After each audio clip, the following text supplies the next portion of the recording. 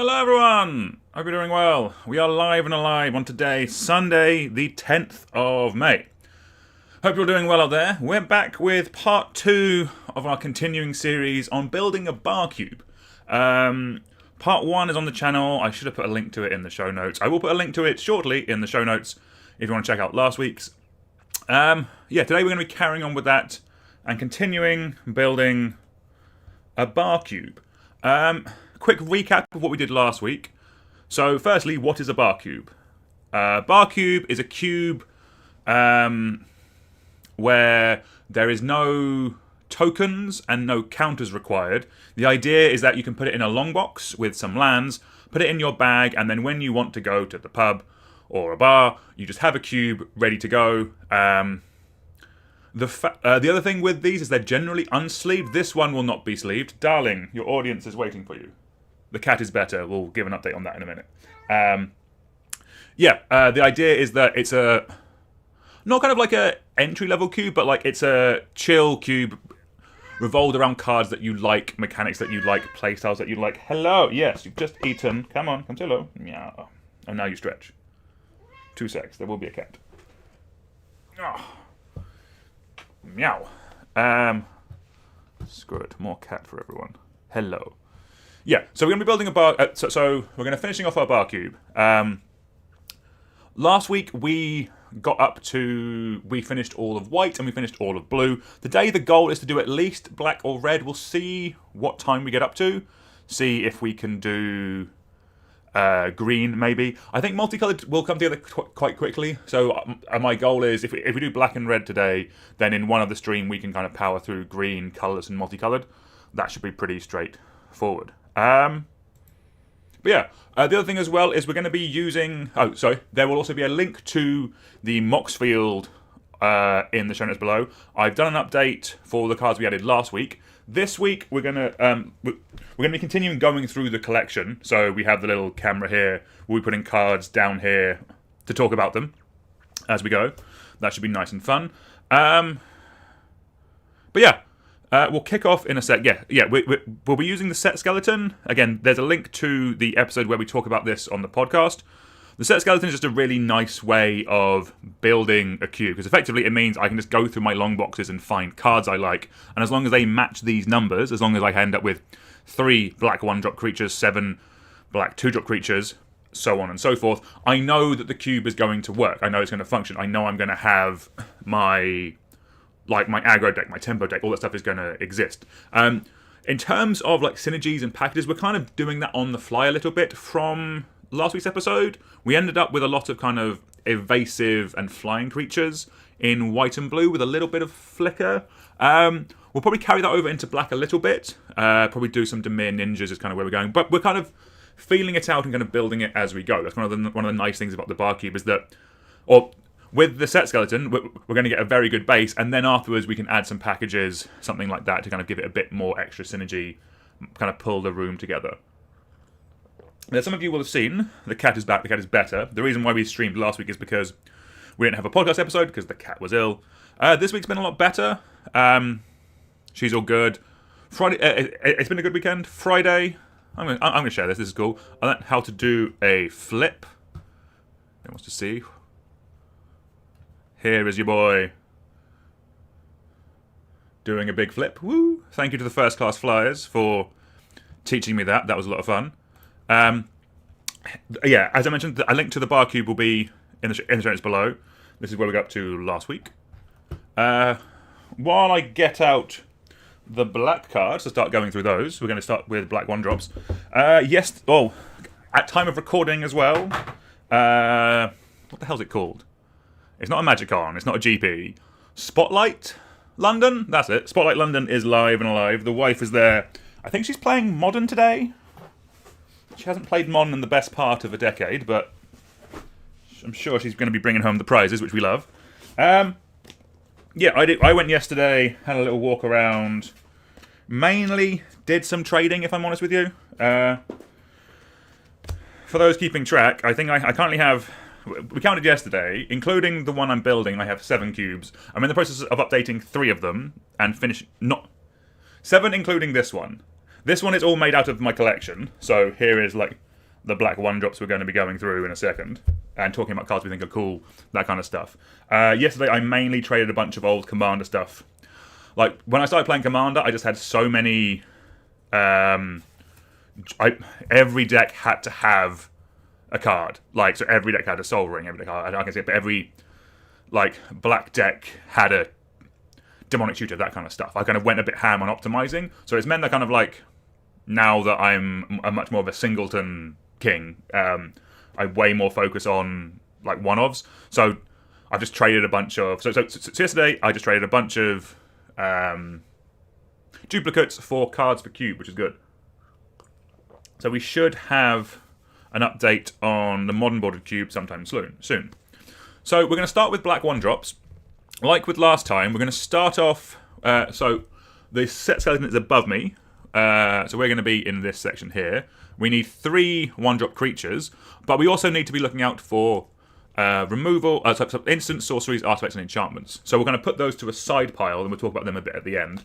But a card like Tragic Slip, with this kind of power level of Cube, is just going to be a fantastic removal spell. If you have any artifact synergies, it becomes a removal spell for anything, but it's a single black for an instant. Target creature gets -1/-1 until end of turn. Morbid, that creature gets -13 until end of turn if a creature died this turn. So if you're doing any kind of synergistic stuff, it just gets really... the power level increases. So we'll put it to one side. If going through our black sections we find with some... we find we're doing some artifact ready stuff, then we can look at it a bit more. I'm going to be over here, so let's just adjust the camera a little bit. How's this going to work? Ooh, there's my office chair. That's the shame. Yeah, we went over that last week. Just off camera here is the shame. We don't talk about the shame. Here is the nice... this area around my head, and here is all of my office that you need to see. Go with the illusion that it's all nice and clean. Alright.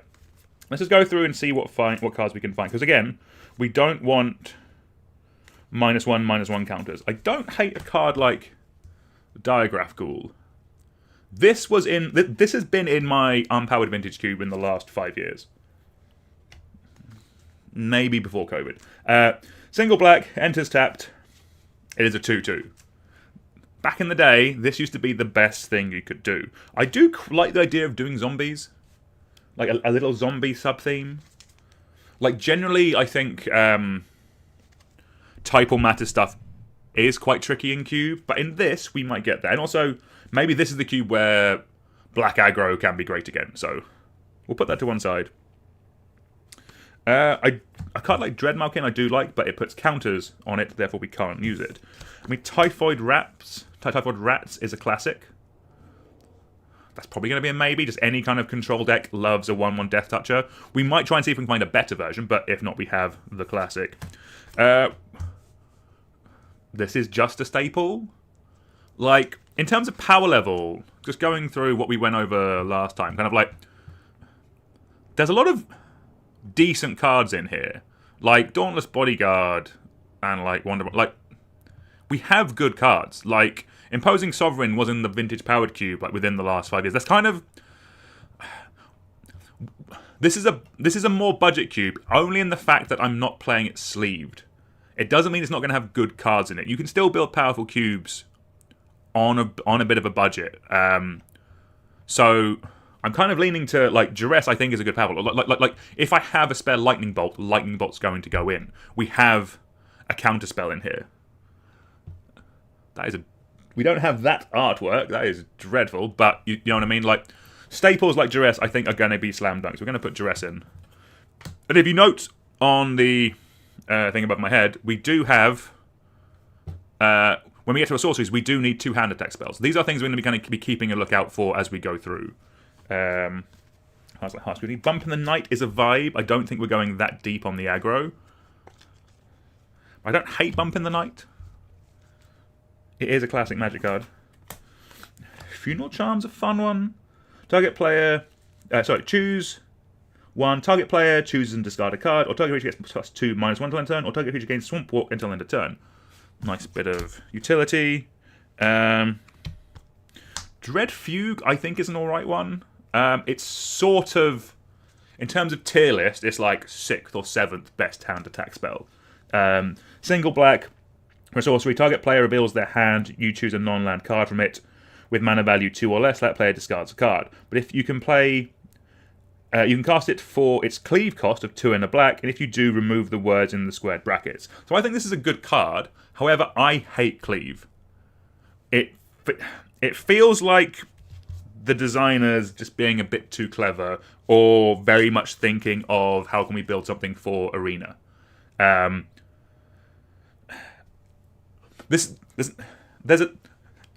From my end, there's a power level with this cube where, or no, it's not a power level choice. It's more a simplicity choice. I want cards to be simple to use. Like, this isn't that bad, but I can't be arsed with it.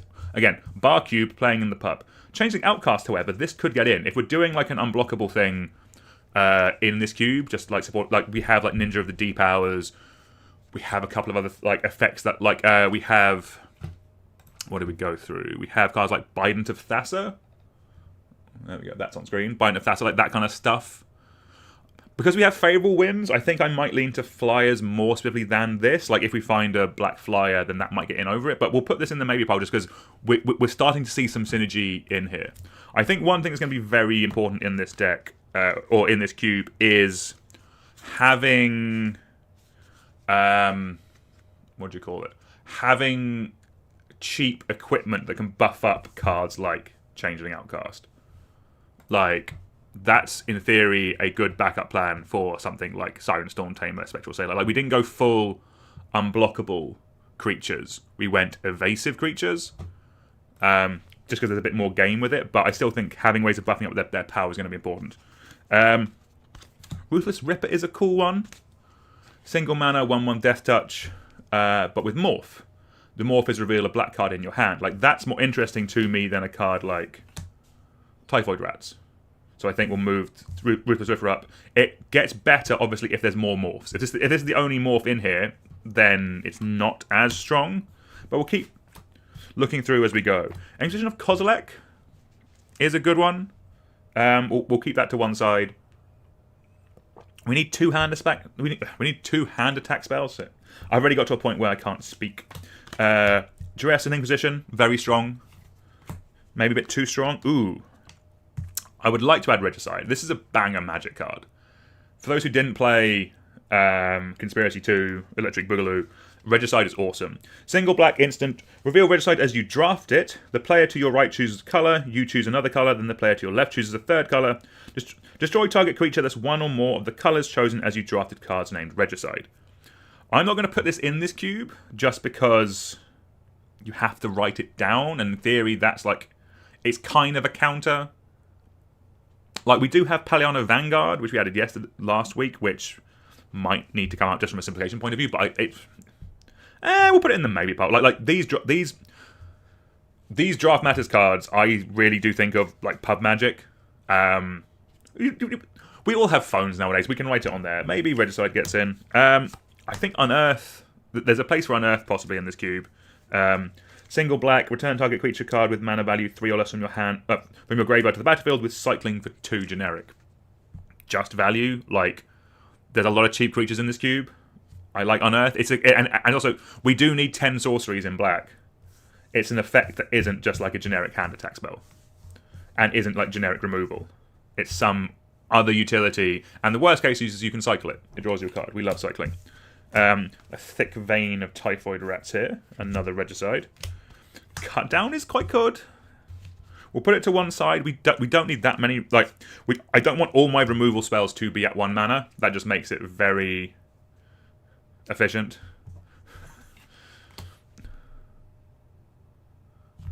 Changing out, yes. Changing Outcast with the with the flag bearers we talked about last week. Yeah, more shapeshifters, baby. Let's go. Forsaken Miner. This card is really cool. I really like black recursive creatures. So this is a single black for a 2/2. Forsaken Miner can't block. Whenever you commit a crime, you may pay a black. If you do, return Forsaken Miner from your graveyard to the battlefield. I think these... I love... They don't get in the highest power level cubes, but in like lower power level cubes or mid power level cubes or more budget cubes, this is what black does really well. Black recursive, like 1 and 2 drops, are really good in those decks because they just do a bunch of things. Like, if you want to be aggressive, it's a 1-mana 2/2. That's decent. But also, if you're doing stuff like Aristocrats, it goes in those decks as well, because it's something you can sack, bring back, that kind of stuff. Like, this does go infinite with a couple of cards. I think one of those cards is Goblin Bombardment, and I don't think we're getting anywhere near a Goblin Bombardment in this cube. But Forsaken Miner is solid, and it's also, like, we had Diagraph Ghoul in the maybe pile. I think Forsaken Miner probably replaces it in that maybe pile. I do really like this card. Innocent Blood. I don't hate this. It's a single black mana. That's from my period of playing, trying to force Golgari in every format. So this is when I was playing Golgari in Pauper. Where else are we at? Ooh, Gold Bordered Duress. Vampiric Rites. I'm tempted by this. Single black. For an enchantment, 1 a black, sack a creature, you gain 1 life and draw a card. Like, I'm not saying we're going to do Aristocrats. It's like, it's not, nothing is a auto include. We are very much going through. But because it's something I know black does well, I'm kind of tempted to put it in the maybe pile. Because we do need 2 enchantments, and worst case, it's a bit of card draw. Viscerous Seer, very solid black 1-drop. We're going to put it in the maybe pile. I kind of want to be a bit more aggro if we are doing Aristocrats. Like, this is a good one. It's basically, it's a free sack outlet. Base level, that's going to be fine. The Scry is also nice. One of my favourite cards. This is not going in because I don't want... I'm not putting it in because this is a cube we're playing unsleeved. And I like my Torch Resistance. And I had a playset of them. I think 3 are already in cubes. I have cubes where I can do this. So I don't think... We're not doing the cards go to graveyard, leave graveyard style of deck. Like the Insidious Roots deck. Like, that also requires a lot of tokens and a lot of counters, which we are not doing in this. But Torch Resistance is a banger Magic card. Find more cubes to put it in, kids. It's awesome. Cabal Therapy? This is a good... Ooh, are we Icariding? Are we doing that kind of stuff? I might... Ooh, okay. I've had an idea. We're going to put Cabal Therapy up here, and I'm going to put some Dredge nonsense in here. Starting with a card like Stitcher Supplier. Yes, good, we're getting there. Starting with this art of Stitcher Supplier, because I'm assuming... Because I like it less, so don't mind if it ends up in a drink. I probably need that for one of my actual cubes, actually, but... Let's keep Stitcher Supplier up there. Executioner's Capsule. This is a very good Magic card. A single black for an artifact, 1 black, tap, sacrifice, Executioner's Capsule, destroy target non-black creature. This is a cool little card if you're doing things like Delirium in your cube, if you're trying to make your Tarmogoyfs better, and also if you're doing artifact decks. Artifacts do come over in black now. Like in my cube, I am doing both Delirium and Artifact Aggro, which is in Rakdos. This is a fantastic card in my cube, personally. I think it should be played more. The destroy not target non-black creature is a downside, and like you can't run it in the most efficient cubes. Like this doesn't get in the Mega Vintage cube. But if you're doing stuff that cares about artifacts, very solid. Also great with Allurus. This is a kind of a repeatable removal spell that with Allurus is just going to be really solid. Kind of like Fume Spitter's alright. But, oh, no, sorry, -1/-1 counter, we cannot do that. Despise, I think this is just a bad card. Single black sorcery, target opponent reveals his or her hand. You choose a creature or planeswalker card from it, that player discards a card. In this cube, we're not going to be running any planeswalkers, just because they require counters. So that is immediately like half the use case of this card taken off. I don't think this cube can handle a Dark Ritual. That kind of mana is just a bit too bonkers, if that makes sense. It's just the speed boost that the cube would give is going to be too much. Do we Dark Blast, though? Proper Magic here. Because this is me, I kind of like a cheeky little... We're going to potentially have a Dredge package, I think. Like, basically, I had a Legacy deck once. I've taken it apart, but I know I have a bunch of Bridge from Belows and a bunch of Icarids lying around this box somewhere that aren't doing anything. And I want to play them again. So let's move Dark Blast up here. A card like Disfigure, I think, is a bit more of an easier add. This is just a staple removal spell instant. We kind of really like it. That's getting in. I have a feeling Phyrexian Reclamation is quite expensive now, so that's probably not going to get in. Let's have a look. Where are we? I should bring this over here. We do have a Reanimate. I don't know if that one's expensive, this artwork. Card like Malakir Rebirth. Oops. Let's talk about Malakir Rebirth. I really like this card. For cubes that are doing stuff that are trying to get the most out of like pitch elementals, this is a nice little backup way of doing it. Like, effectively, this is like a black ephemerate if you're doing that kind of stuff. Because you can evoke your pitch elemental, Malakir Rebirth it, you double dip with it. Like this with a Grief on turn 1 is kind of quite nasty. Yeah, Malakir Rebirth, very solid card. Not going to get in this cube because it is double-sided and we are not sleeping. Ooh, Dark Blast does commit a crime to do stuff with Forsaken Miner. That's quite tight. We like that. There is also a cool thing you can do with Dark Blast, where you can kill 2 toughness creatures with it, because you untap, upkeep, Dark Blast something, replace your dredge draw, your draw with a dredge, and then you can do it, and then you can cast it again. So you cast this twice in a turn. It ends up in your graveyard, and you've dredged. Very nice, very spicy. We love that. There's a bunch of other cards in here. Let's just go through. I think this card is really cool, but it's not going to get in because it makes a demon. If you reanimate it, it makes a 5/5 token. That's quite good, but not going to get in here. We're not doing Infect. I think we kind of touched on this last time, of just Infect is a bit too parasitic. Not going to get in, I'm afraid. More Dark Blasts. What else do we have? Demonic Consultation. One of the most broken black cards, I think it's fair to say. Like, this is sleeved because it was in my unpowered vintage cube. But the thing is, it just makes Thassa's Oracle too strong. I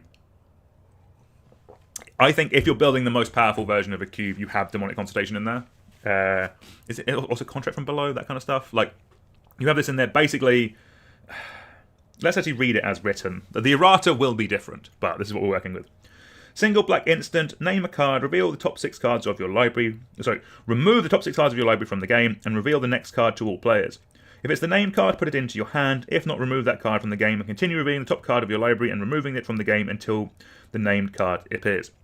So the gimmick with this is you name a card that's not in your deck. So you exile 6 cards, then mill the rest of your deck. Or do you remove them from the game? Doesn't matter. Basically, the gimmick is you end up with, you cast this, name a card that's not in your deck, and then you get rid of your whole deck, and then you cast your Thassa's Oracle, and you win the game. Because you have no cards left in your deck.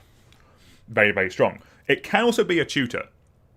If you need to tutor something, if you're the combo deck, but you're being run over by your opponent's board, you can name Wrath of God. Or you can name Damnation. And if it's not in the top 6, you will go through your deck and get it. Extremely busted Magic card. When this was in my cube, the Thassa's Oracle deck just won 2 or 3 in a row. And it got to a point where the player playing it was like, this needs to come out because it's just not... It's just too consistent and just too good. So, but that was for my unpowered vintage cube. If you're doing like an actual fully powered vintage cube, I think it gets in because it's just nuts. We only need 3 creatures and we do have 4. Just want to see if there's anything else that sticks out. And also, instant and sorceries, we're kind of having a look for. I do like a card like Mortician Beetle, but again, no counters in this cube. That's not what we're doing. All the flip cards I think are very cool. Vampire Lacerator, classic aggro card. I don't think it's better than what we have. Let's keep going. We'll just keep going through.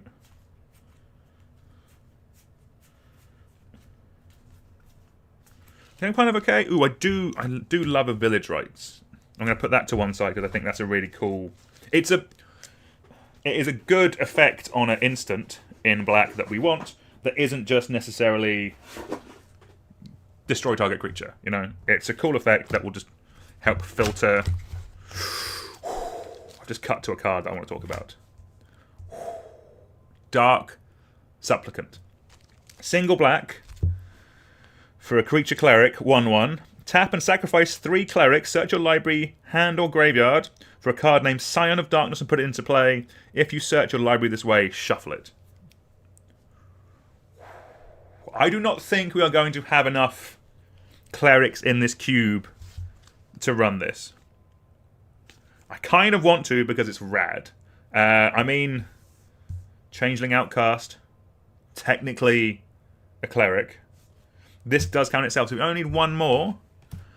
This will fall under the package section that we're going to put to one side and we'll come back to later, I think. A cheeky one with nothing. Probably not getting in.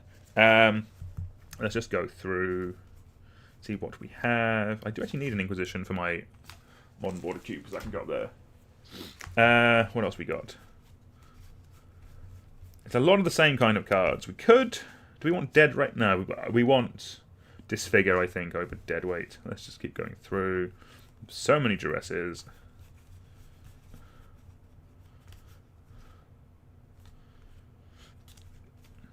Lovely little proxy there. Raised Dead is just a classic, but I don't think that's where we're going. I think we might want something a bit more, bring it into play. Let's get rid of one with nothing. I think we're probably in a good place. Proper magic card. I mean, the mana creep, the power creep is unbelievable. They're basically the same card. Basically, Bloody Thirst is a banger. That might get in. I think we're in a good place with this.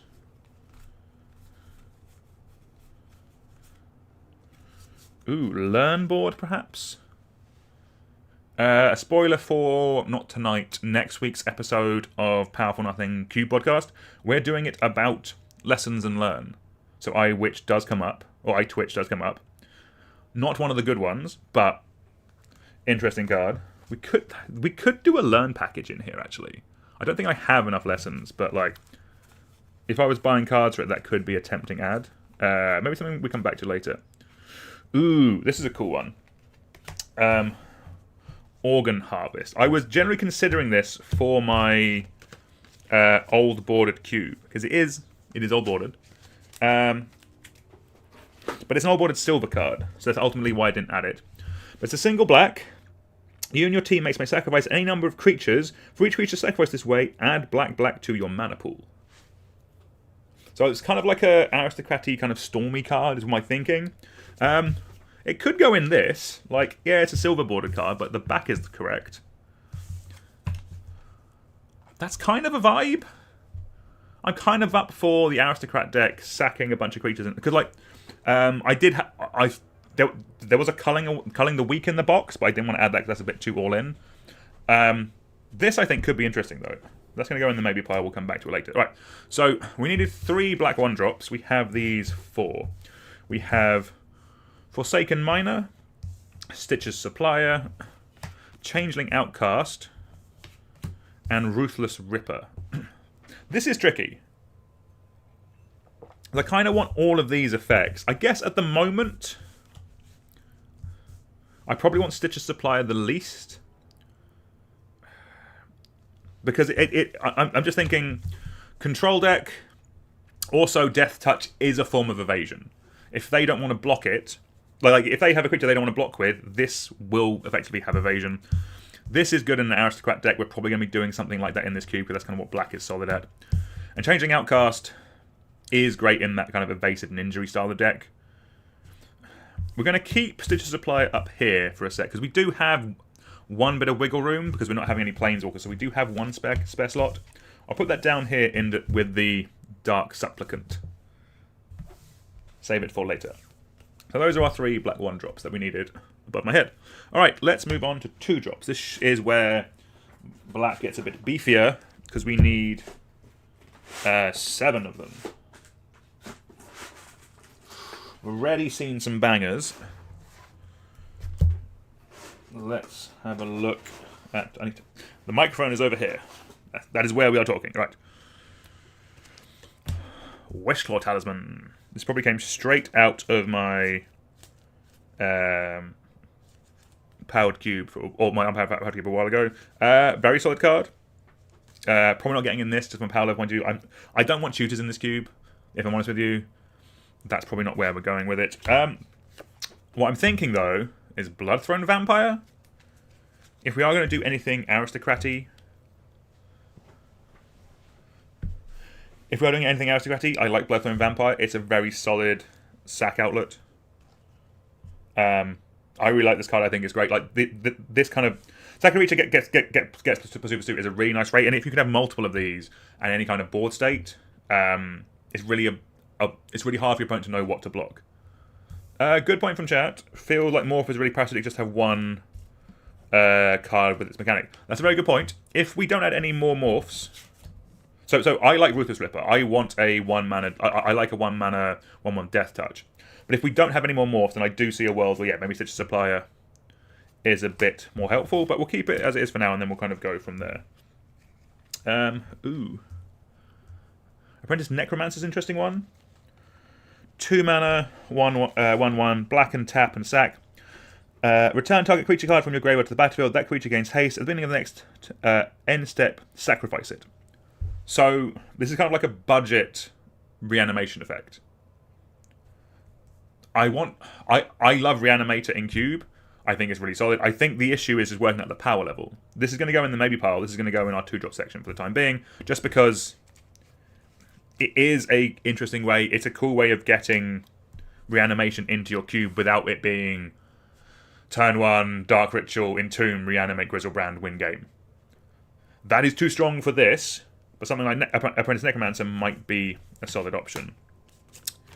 Gifted Aetherborn is a cool magic card. 2 mana, 2/3 Death Touch lifelink.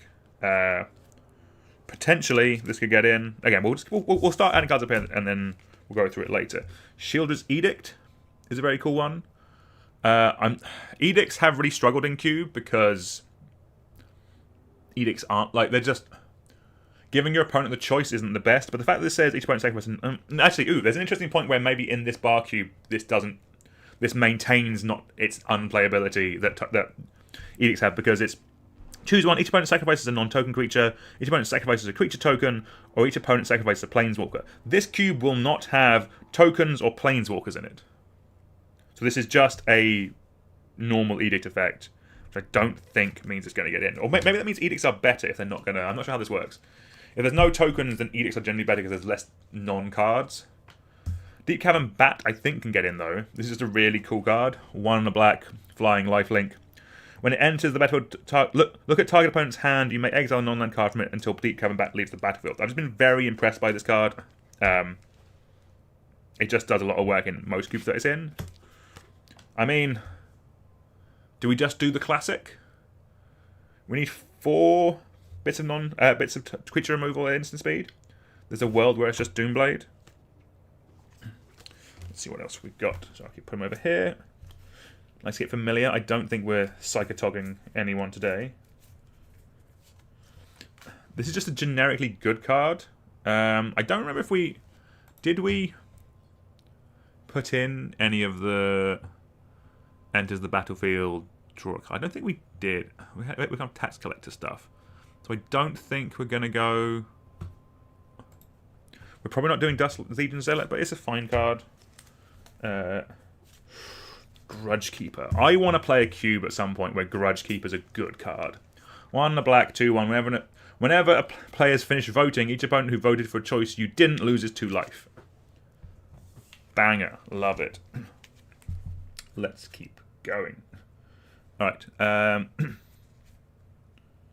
Ultimate Price is a solid one. Destroy target multicolored creature.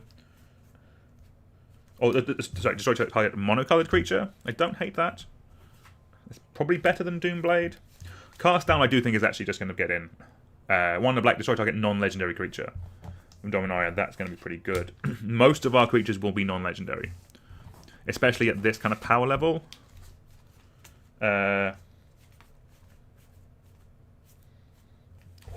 Blade of the Oni is a sick card. I'm actually adding this into my unpowered vintage cube. 1 black, 3/1 menace. Artifact creature, equipment demon. Equipped creature has base power and toughness 5/5, has menace and is a black demon indigenous other types and colors, and reconfigure for 2 black. So you can cast this for 2 mana and it's a 3/1 menace. But then you can equip it, you can reconfigure it for 2 black, and then this becomes a 5/5 menace. I'm assuming it keeps flying and lifelink as well, if you put it onto this. I really love Blade of the Oni.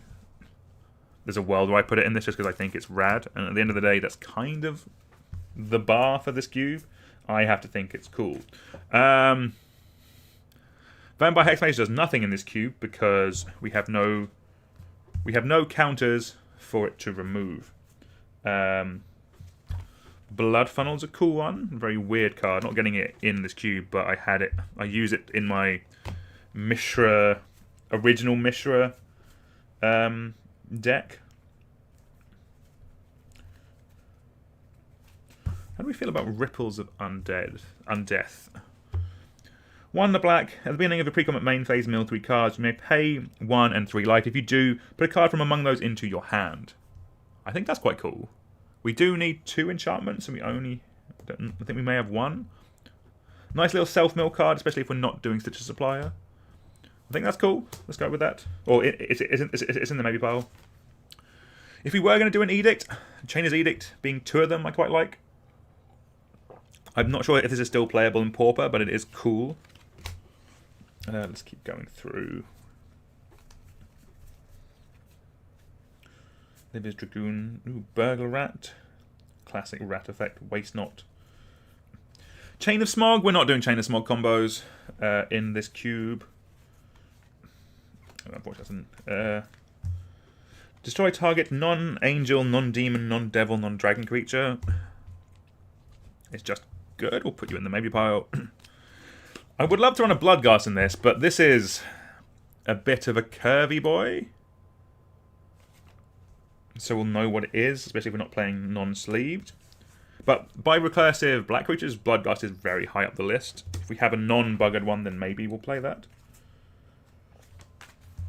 Little Thug. Another Dredger. There is a world where we're adding this in Stinkers. Or Stinkweed Imp. This is going to be more maybe, just because I need to actually work out what we're doing with that deck before we commit to adding it all. Ooh, Grasp of Darkness is a... I like this as a removal spell. It's just not as free, you know? Any deck can cast this, but the black deck can cast this. I'm kind of here for Grasp of Darkness. It makes me feel something as well. And this Prowler is such a cool one as well. But let's keep going. We need to actually get some cards in here. That one's a cool card. There's so many just cool cards that I like. So... one of the issues I'm having is, like, I'm building this modern cube at the moment. There's just so many cool cards that I want to add from this period of time. Like, I remember Fathom Fleet Captain. This was a cool card. Cool card in Standard at the time. Why can't I play it? I can play it. Just need to add. It's basically... what I'm saying is it's going to go from a 540 to a 720 just because I'm bad at cutting stuff. Ooh, okay, we do have a Bloodghast. I do like a Bloodghast. Maybe that will get in. Let's keep going. More Chains of Smogs. We do also need a board wipe, or we should run a board wipe in black. Nether Shadow, maybe? Black, 1/1, Haste Shadow. Whenever another creature is put into your graveyard from the battlefield, you may pay a black. If you do, return it from your graveyard to the battlefield. So that's a cool recursive black 2-drop. Haste and Shadow is fun. The Shadow is unblockable. That's kind of fun. That might get in. Order of Midnight is a... I think we're probably running Order of Midnight. 1 black, 2/2 flying, can't... it can't block. But it has 1 black, return target creature card from your graveyard to your hand. So we were kind of looking at I think an Unearth style of effect is nice. Or sorry, Unearth is into the battlefield. But... a Zombify effect, that kind of thing, of putting it back into your hand, is generally quite a solid thing to run in the cube. This is also on a creature, so we double dip. We can be a bit greedy with it. I think that's quite cool. Nether Shadow. Straight out of my Canlander Dredge deck. And into our hearts. Maya Triton. Again, if we're not... We don't have room for Stitcher Supplier, but maybe we have room for Maya Triton. Potentially. We're just getting them out now. We'll commit more once we get through stuff. I really like this Golem. It's just we can't do Ring Temptation because it requires extra tracking. Tiny Bones? No.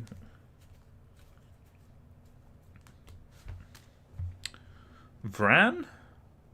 2 mana, whenever one or more creatures you control die, each opponent loses 2 life and you gain 2 life. This ability triggers only once each turn. We do. If we're doing Aristocrats, Vran is a solid one. I'm not sure if it's better than Blood Artist in this type of thing, but 2 is a lot more life than 1. Let's keep Vran up there. Vran's a solid one. Nuclear Fallout. This is a cool card. It definitely falls into the trap of reading the card does not explain the card, and that is a pain. X black. Each creature gets twice -X until a turn. Each player gets X rad counters. I don't like the fact this doesn't say what rad... This is a very cool board wipe. It's a board wipe, but it's also good in the self-mill deck. Rad counters. Okay, let's try and remember it without looking it up. This will definitely go well. A rad counter is you mill cards equal to the number of rad counters you have. For each non-land permanent, you lose a rad. For each non-land permanent milled, you lose a rad counter and lose 2 life. Let's load up Scryfall.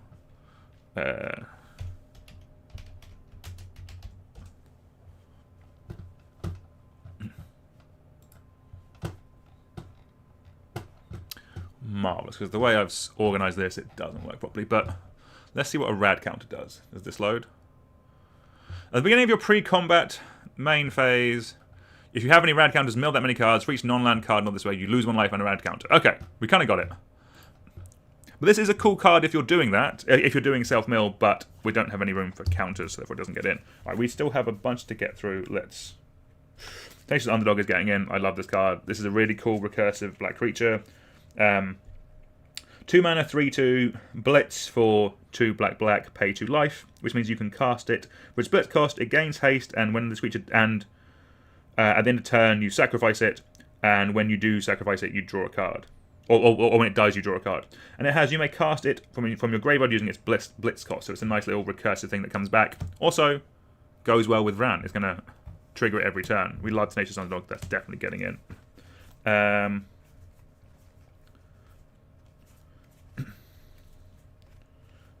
Zulaport Cutthroat, if we are doing Aristocrats again. In the maybe pile. Blackstone Zenith is a solid board wipe, but it's -1/-1 counters, which means it's going to be tricky for this. Eliminate just a decent one, but then the Planeswalker is just a bit confusing. Destroy target creature with mana value 3 or less, or Planeswalker mana value 3 or less. But we're not having any Planeswalkers. Let's keep going through. Torment of Hailfire, banger magic card.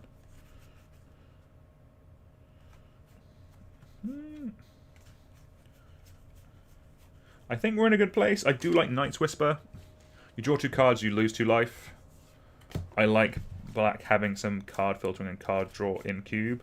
Infernal Grasp is just very, very good, but we don't necessarily need it with all the other removal spells we have. There's a regular Gifted Aetherborn that might get in just from a money point of view.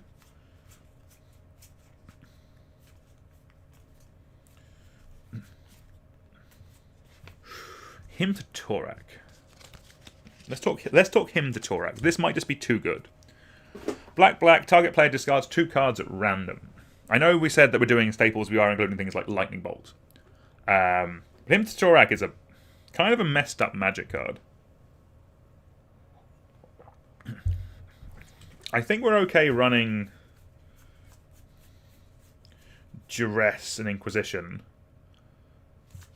But I think Hymn is too much. Hymn is too miserable. It's just so good. You can just muck up your opponent. If you're on the play, your opponent kept a dodgiest hand, or if they mulliganed and you hit their second land drop, that's really harsh. This is a cool card, though. Similar sort of hand attacky thing, but not at... Let's read it first. 1 and a black, 1/1. Cabal Interrogator. The zombie wizard with X and black. Target player reveals X cards from his or her hand. You choose one of them. That player discards that card. Play this ability only anytime you could play a sorcery. So it's kind of repeating... repeating hand attack. If like late game, if it basically means they have to play their spells. They can't keep up instants because you can just repeatedly muck up what they're doing. It's a bit miserable. Smother is just a classic. I kind of like Smother. I like that it doesn't hit big things. Maybe pile. Ooh, Gory's Vengeance. Probably something I shouldn't be playing unsleeved. Reassembling Skeleton, a classic of the genre. Terror, a classic of the genre. Probably not getting in though.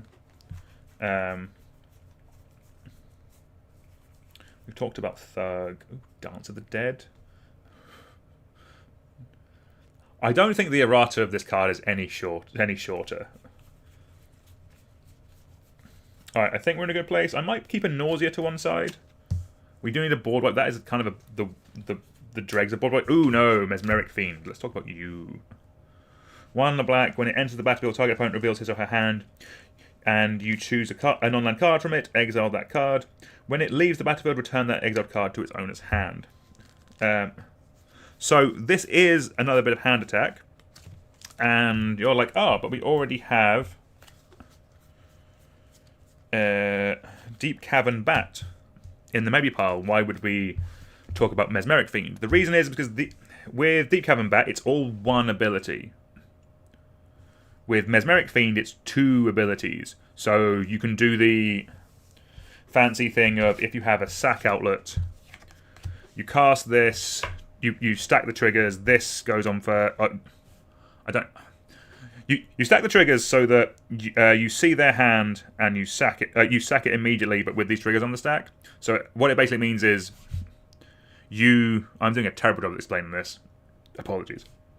The end result is with a Deep Cavern Bat, when a Deep Cavern Bat goes away, they get the card back. But if you stack the triggers correctly with Bloodflame Vampire and Mesmeric Fiend, if you sack it as soon as it comes in, but with the trigger of seeing their hand on the stack, you will take the card out before when it leaves the battlefield trigger resolves. So basically, you steal a card from their hand and it's gone. They never get it back. So if we're doing instant speed sack outlets, Mesmeric Fiend becomes more interesting. So that was all the 2s. As he says, he throws one across the room.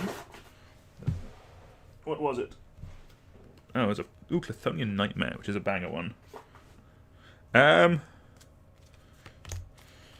Let's go through what we have while I put them away. Bloodthorn Vampire. We're probably going to be doing some kind of things dying. Therefore, Bloodthorn Vampire, very solid one. We might actually need some other free sack outlets to actually make this deck work. We talked about Mesmeric Fiend just now. So these are... So we'll go through all the ones we have before we talk about which one's actually going in. So we have Deep Cavern Bat, we have Apprentice Necromancer, we have Gifted Aetherborn. That's 5. Zulaport Cutthroat, Tenacious Underdog, Vran, Maya Triton, Order of Midnight, Nefertraitor, Bloodghast, Blade of the Oni, Gifted Aetherborn. We have room for 7, and that's more than 7. That's 14. Marvellous. So let's actually go through... Let's talk about the effects that we want. Because some of these do kind of double up. So Deep Cavern Bat and Mesmeric Fiend. We have room for one of them. I'm probably going to say Mesmeric Fiend just because, like, from a power level point of view, I do think Deep Cavern Bat is actually better. This does see Vintage Cube play, but I do run it in my... I run this in a cube already. I don't think I run Mesmeric Fiend, and I want to give that a go. It makes me feel something, and you can do the cool make yourself feel smarter synergy. It's the same thing as why, Legacy players don't want Brainstorm banned because they like doing the thing with fetch lands. Similar thing with this. So let's... Mesmeric Fiend is going to stay in. Deep Cavern Bat's going to come out. So we have 1. Zulaport Cutthroat and Vran. This is an interesting one. Do we need multiple of these effects? I'm going to put Vran in just because I haven't got a chance to run it in a cube as much, and I want to give it a go. Zulaport Cutthroat I think is fine if we have room. This is going to go in the maybe pile along with Stitcher Supplier. We kind of have to be a bit more vicious in terms... Because this is a 360 cube, we have to be a bit more vicious in terms of what our cards that we're running. So, like, for example, Gifted Aetherborn, Blade of the Oni. These effectively are just beaters. We're not really doing any lifelink synergy, so these are just aggressive cards. I'm on the verge of cutting both of them just because I kind of want synergy. Oh no, I do want to start like getting to a point where we have decks, because also if we're just putting in a beater, we can put in Tenacious Underdog, and then this, because this is a beater. This is the same power as Blade of the Oni, but it's also a recursive creature. So I think we're doing Tenacious Underdog. Also, I don't have this in a cube right now, and I love it. I think we need Bloodthrone Vampire as a sack outlet. So that's 4 of our 7. We don't need Nether Traitor and Bloodghast, I feel, because we do have Tenacious Underdog. I don't think we need both. It's probably Bloodghast. Bloodghast is a better Magic card. Although Nether Traitor is cool, but it's kind of like the next level down. Alright, I think then we're going to do Order of Midnight. The reason being is that we're not doing Deep Cavern Bat, so I want a flyer for the kind of evasive-y type deck. Also, if you're doing any kind of ninjas, this can be quite nice because you can use its sorcery, play the creature, attack, ninja it back to your hand, and then you get ability to cast the sorcery again. I think that's quite nice. So that's 1, 2, 3, 4, 5, 6. So we have room for 1 more out of what we picked. I'm leaning towards Apprentice Necromancer. I think I'm leaning towards Apprentice Necromancer or Zulaport Cutthroat. Maybe because we have Order of Midnight, we don't need this as much. So I think that's going to come out for the time being. I think Zulaport Cutthroat... The reason being is just we don't have many... It's not like there's a bunch more Blood Artist effects at like 3 mana or 4 mana in black. So if we want it to be a thing, I think it's going to be this. I'm surprised I don't have any spare Blood Artists, actually. 1, 2, 3, 4, 5, 6, 7. Okay, cool. Let's get that in. Right. We've been going for 50 minutes, and we've got 10 cards. Right, let's pick up the pace a little bit. Let's talk about black 3-drops. We need 6 of them. Bridge from Below was a card I mentioned earlier. Let's talk about this quickly. Black, black, black. Enchantment. Whenever a non-token creature is put into your graveyard from play, if Bridge from Below is in your graveyard, put a 2/2 black zombie creature token into play. When a creature is put into your opponent's graveyard from play, if Bridge from Below is in your graveyard, remove Bridge from Below from the game. This doesn't really work in Cube, unfortunately, because you really need multiples, but I've made 40 power on turn 1 before. With Bridge from Below, phenomenal Magic card. I wish we could play it more. Ooh, Unstoppable Slasher is probably a bit too miserable. I do like it, though. I think it's a cool card. You can definitely do some... You can do Solemnity combos with this, and that is rad. That's not what we're doing with this. This proper Magic card. When I started playing Magic, this was a banger. Bit of a... Not nombo, what's the right word to describe this card? Trap. Trap. It's a bit of a trap. 2 and a black, 5/5 trample. When it is dealt damage, sacrifice a permanent for each 1 damage dealt to it. So if you have this and 3 lands and they bolt this, you sacrifice 3 things. It's not getting in, but it's one of my favourite Magic cards of all time. It's good if you're doing like It's good. It is still good in old border cubes where there can be where it can or it can be justifiable in an old border cube. I think is a better way of putting it because what do you call it? There are decks that don't run any creatures, stuff like Stasis decks. So just having a 3-mana 5/5 can be nice. I think we might go Fleshbag Marauder. I like this effect. It's going to go in the maybe pile. It is technically sort of a sack outlet. I think Victimizer's a maybe. I do want some recursion, and this is an interesting one. It's not as obvious, or it needs a bit of setup, and I think I like that. I think that's going to go in our maybe pile. Let's just go through these and see what we have. Undead Gladiator is a great one. 1 black, 3/1. 1 black, discard a card, return it from your graveyard to your hand, activate only during your upkeep, and has cycling for 1 black. This is going to go in our maybe pile because I do want to do something. I want a bit of a graveyard matters deck in here. We'll get to it in a moment. Ooh. Royal Assassin? I like Royal Assassin, but I'm not sure on that artwork. Personal opinion, anyway. Amateur Eternal. Cool card, but requires counters, so we're not going to talk about it. We're probably just going to run a Affliction Rager. Classic of the Pauper genre, and just a good magic card. 3 mana. 2/2, when it enters the battlefield, draw a card, lose 1 life. Like we didn't run the 2 mana one, but this has 2 power and toughness, and that is a bit better. I love a Mordor. The token for Mordor Trebuchet might be my favourite token. It's the rock that's getting thrown. Very cool card. Might be one of my favourite magic cards of all time. Phenomenal Scorpec Lord. We're not running this just because it really does require a high density of artifacts, and we're not anywhere near that in anything that we've gone through. We would need to have a bunch of artifacts already. Like, we would need to be running the Blade of the Oni, that kind of stuff. But we're not, so it's probably not getting in. Let's have a look. Playcraft is technically a better... Playcraft is a better version of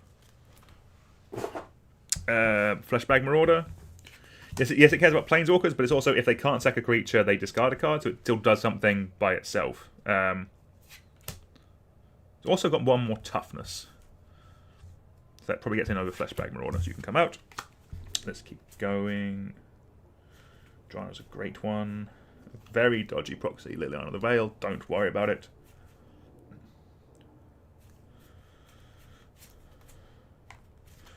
Right, cool. Stinkweed Imp. Going in the maybe pile. We'll get there in a minute, everyone. Vampire Nighthawk? We didn't go for the other one, but Vampire Nighthawk is just vibes. We need 6. This is going to go in the maybe pile.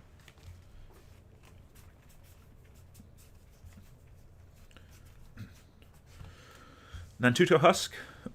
3 mana, 2/2, sacrifice a creature, it gets +2/+2 until end of turn. I don't hate this. As a more expensive sack outlet. Again, if you have multiple of these free ones, it's hard for them to know what to block. I quite like that. I also quite like this card. I wasn't the biggest fan of Spider-Man as a set, but this card I think is rad. Swarm of Bees. 2 and a black, 2/2, flash, flying, mayhem.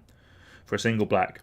You may cast this card from your graveyard for a single black if you discard it this turn. So if we were doing madnessy type stuff, this could get in here. I might keep it to one side because I love madness. It does work in this deck or in this type of cube where we're not doing any counters.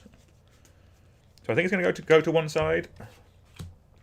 I would want to do Poxwalkers, but Poxwalkers must be too expensive for this. How expensive is Pox? How expensive is Poxwalkers? 20 quid, right.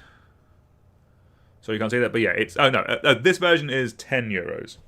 That's too expensive for a cube where we're not playing with sleeves. But also Magic Card is kind of what we're actually wanting our section to be doing, but we can have less optimal versions. What are some cool cards that we can run, though? I mean, bangers. Right, we have these for 5 at the moment. I feel we, from a power level point of view, I think we can raise it a little bit with some of these. Let's see what we've got. I'm open to cutting Phyrexian Rager. Ooh, I like this card. 1 black, Demonic Embrace. Enchanted creature gets +3/+1, has flying, and is a demon in addition to its other types. You may cast it from your graveyard by paying 3 and discarding a card in addition to paying its other costs. It's quite solid. Like, we do need 2 enchantments in black. Let's put it to one side. I think Bone Shredder might get in. Classic 2 and a black, 1/1, flying echo for 2 and a black, which means you have to pay it on the next upkeep. And when it enters the battle, destroy target non-artifact, non-black creature. So if you have any way of replaying this or recurring it, it can be quite nice.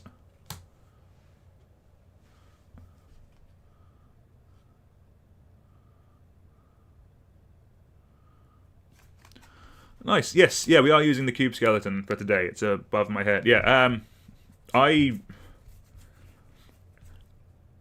think I've built like 3 cubes since since I kind of put it into practice. Basically, it's just a nice. It's a lot of fun. I think it's a really good. Yeah, the cube skeleton is awesome at just getting a base. So I'm glad other people are finding it useful as well. Yeah, it's really fun. I really quite like it. It just lets you focus on the fun part of cube building, which is just building the cubes, you know? I think I've gone through this pile of cards. Yes, it looks like I have. Like,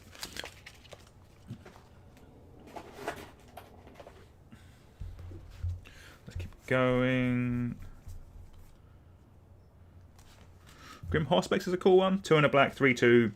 Morph for a black. Whenever another non-target creature you control dies, draw a card.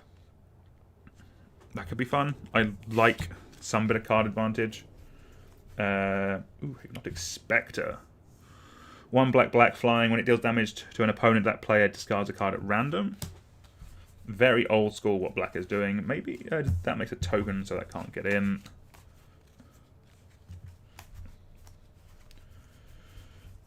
Let's keep it going. Ooh, another negator. Love that for us.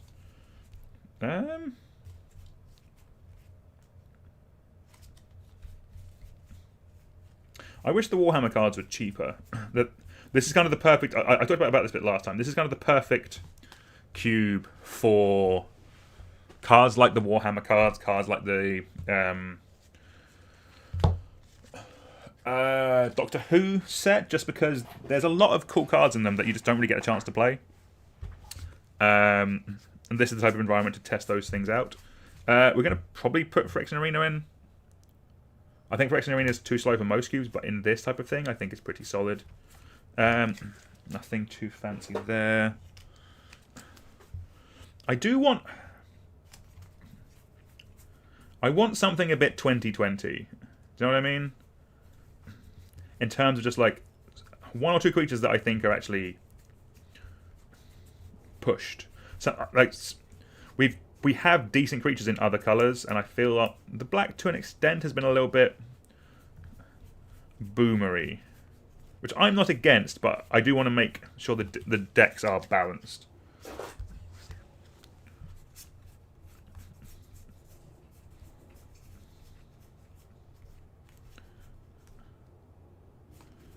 Here's the thing of just like a lot, like similar to like when we did white last time, the white sorcery suffered a bit just because a lot of the white sorceries are about like token, like a lot of the ones you would normally run in cube are like token makers.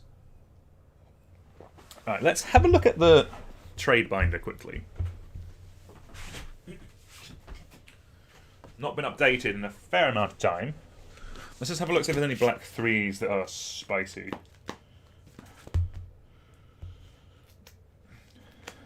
No. Where are we? Put it on the table at least.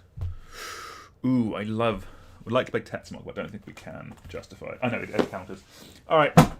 We needed 6 black 3-drops. Let's see what we have.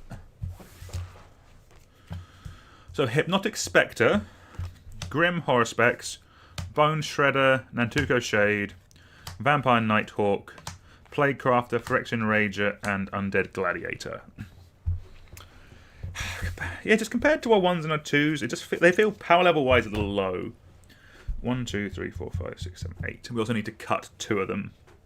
From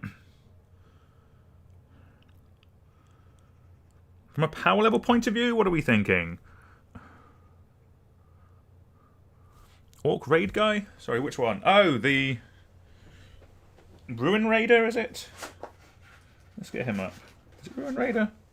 I think it was in this part at the end. Ninja mate? No, Ninja Counter. I think it was at the back. Yeah, Ruin Raider. Let's see what that one does.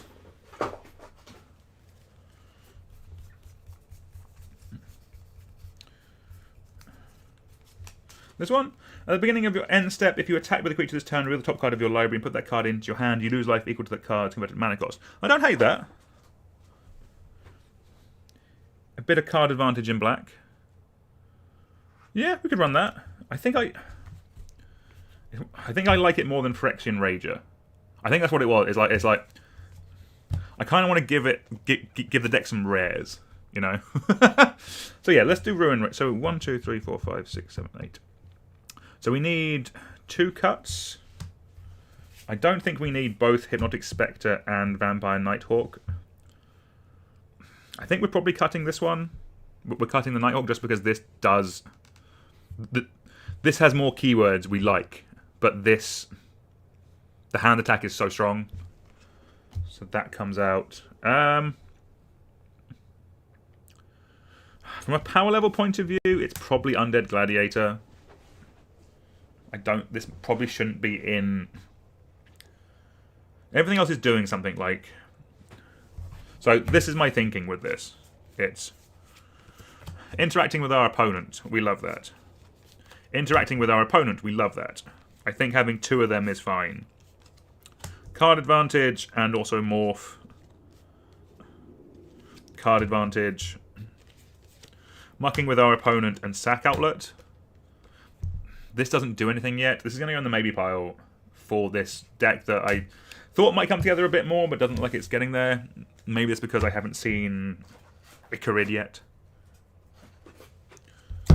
Let's get on to Black 4s. But yeah, we'll run those for our 3 drops. So for Black 4s, we need 4. So not as many. That's a proxy, unfortunately. Otherwise, Tree of Perdition would be fun.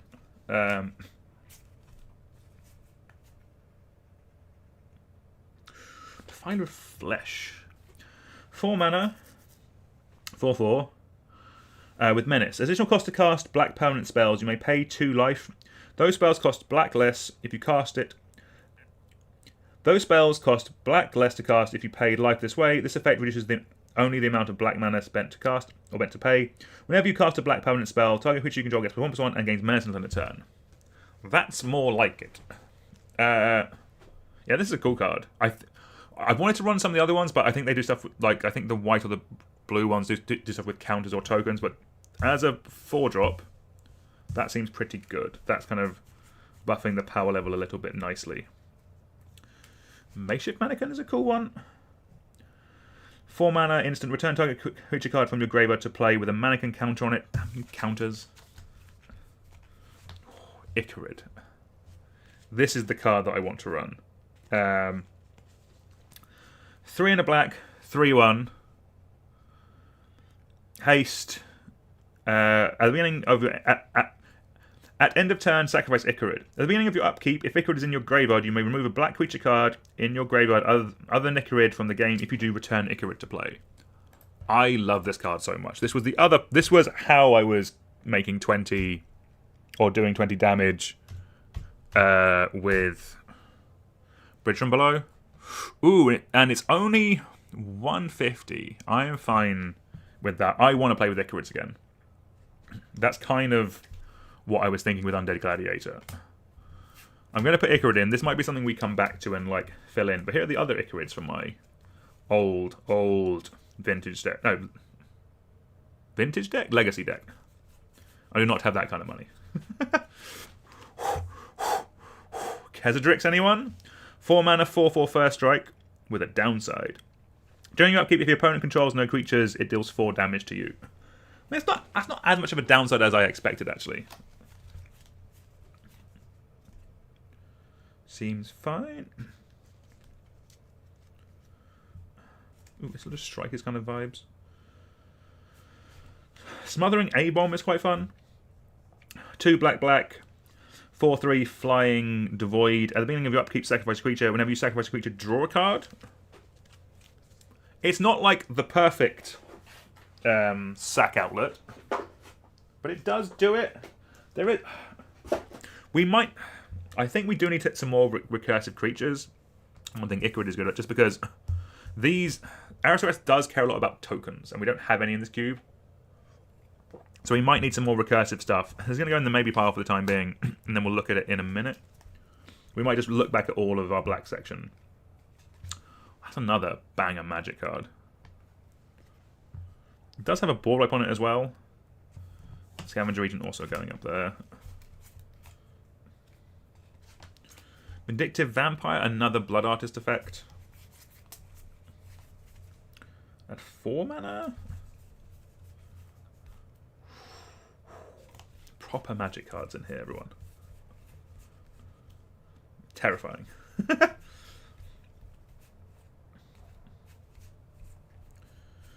I don't think we can run Necrotal. Just not strong enough nowadays.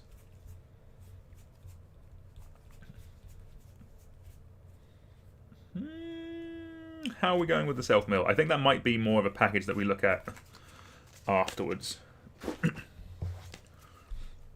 Let's get Vindictive Vampire off here. Balthor is a sweet card.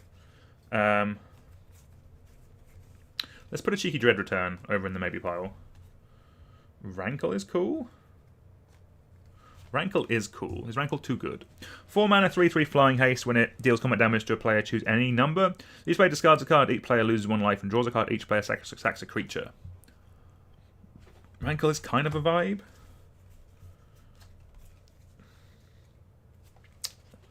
This is another one of the recursive creatures. That could be quite funny. Maybe part. Do you have cards for Manifest? They're great for Cube. Maybe some. The one thing. Ooh, we have Gonti though. The one thing with Manifest and Morph is they do play a bit. They don't play as nicely together as you want from just keeping things lined up point of view, because we're not playing with sleeves with this cube and we're not playing with tokens as we're building a bar cube. So my kind of feeling is I don't want to combine them as much, just because I don't want a situation where it's not obvious what is a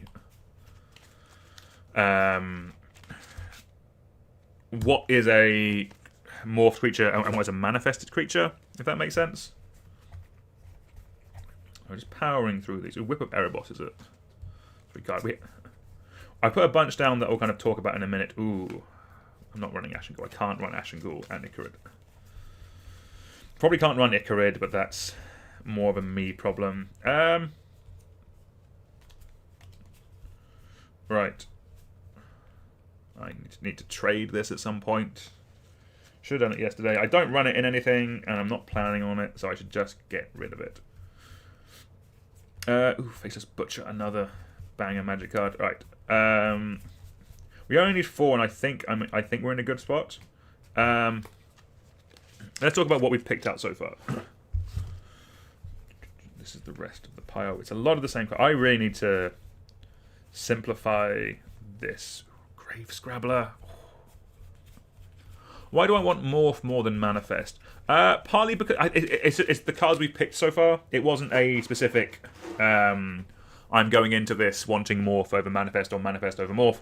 It's just more the cards we picked out that I think have been cool and interesting that I want to play have been Morphs. So it's more of a... Changing it at this point when we've kind of committed a little bit is a bit more of a pain. But there's no... Yeah, I do like Manifest. Yeah, it's also what's in my collection. We haven't really got to the green yet, where Manifest is a bit more prevalent, if that makes sense. Let's go through our black creatures. So, Ravenous Chupacabra is a potential. Gonti is a potential. Rankle, Scavenger Regent, Smothering A-Bomb, Icarid, and Defiler of Flesh are interesting options. We only need 4 of these, so let's talk about them. Because we've got a Bone Shredder and a Plague Crafter in our 3s, I don't think we need Ravenous Chupacabra. Is my gut. Icarid is too much of a build around. This might be something that I come back to. This is going in the maybe pile for us to look at in the future. So we're down to 5. So 1 cut.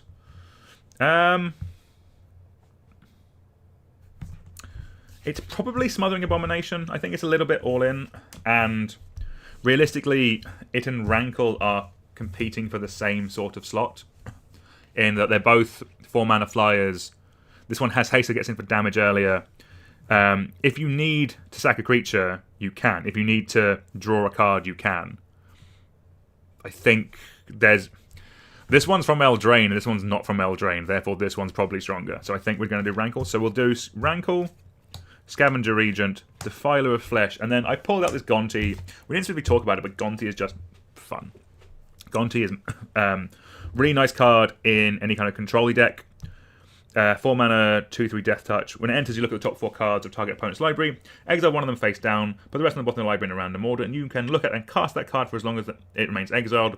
You may spend mana as though it were mana of any type of mana to cast it. So we do have a little touch of Flicker in here, not too much. We have some Recursion. These are great spells to kind of bring back and just use again. Effectively, it's drawing us a card, but it's drawing us a card from our opponent's deck. I think they're pretty good. Scavenger Regent, 4 mana, 4/4 flyer, ward, discard a card. That's just good. But then it has X, black, sorcery, omen. Each non-dragon creature gets -X until end of turn. I like Scavenger Regent. It's also a board wipe. I want us to have some kind of board wipes in here. Scavenger Regent seems like a solid one. We also picked out, for our things to look at later, Whip of Erebos, Eat to Extinction, Drag to the Underworld. So just 2 removal spells there, and Dread Return. So Whip of Erebos and Dread Return, some nice recursion. These things are going to go in our pile to look at later when we're pulling out instant and sorceries and artifacts and stuff as we go through, just so we have a pile to look at when we do that section. But let's move on to 5 drops. We only need 2 5-drops now. We're kind of in the top end. The Cube Skeleton is curves up nicely, so we don't have to have too many once we get to the top. I know I want at least 1 bit of solid beef. This card looks so pretty. I don't think it gets in. It is a 5 mana 3/4 flyer. But what are we after? That's a proxy, so probably not that. I want something big. Angel of Suffering big?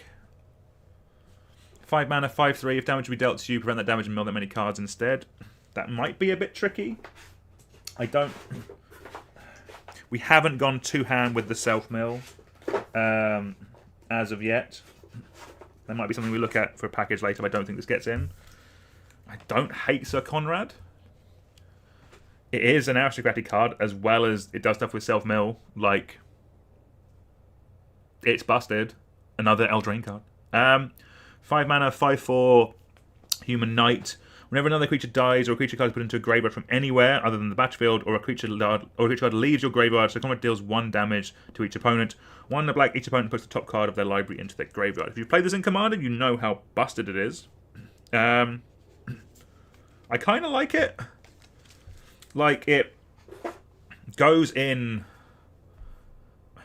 Yeah, it is an aristocrat card, which is nice, because it triggers when things die. But if you do any moving around, like if you're doing stuff with Dread Return, or if you're doing stuff with Whip of Erebos, it'll trigger. If you're doing stuff like... There's a world where this makes Undead Gladiator come back in. Like, it's a card that's rewarding us for moving things around zones. That doesn't care specifically about tokens. I don't hate that. I think Sir Conrad probably gets in. We only need 2, so maybe I want a demon as the top. Probably not, because we're not really in the cycling discard. But something like that, something big. What do we think about Junji? Midnight Sky, 5 mana, 5/5 flying menace. When it dies, choose 1. Each opponent discards 2 cards and loses 2 life, or put a target non-dragon creature card from your graveyard onto the battlefield under your control. You lose 2 life. That's pretty good, and that's a flying menace. I quite like that. Like, both of these seem, as 5-drops, these seem pretty good. Let's just go through and see what else there is. We could Living Death. I think I prefer to have not a banana-y, bendy Pringle, but I do love a Living Death. Street Wraiths are a bit much.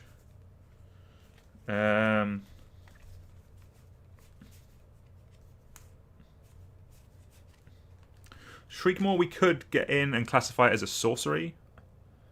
I'm going to put that in the main pile, and we'll talk about that in a minute when we actually get to it. Massacre Girl is a cool one. I think I like these. I think I'm on board with these. Yeah,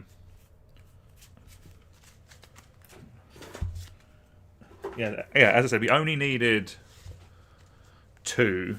So I think Halo Hunter is so cool. Gary also so cool. But I think I'm happy with those. I might just get some big sorceries out of the way, just so we have them for later, because we'll be going through those in a moment. Fallen Angel, old school aristocrat card.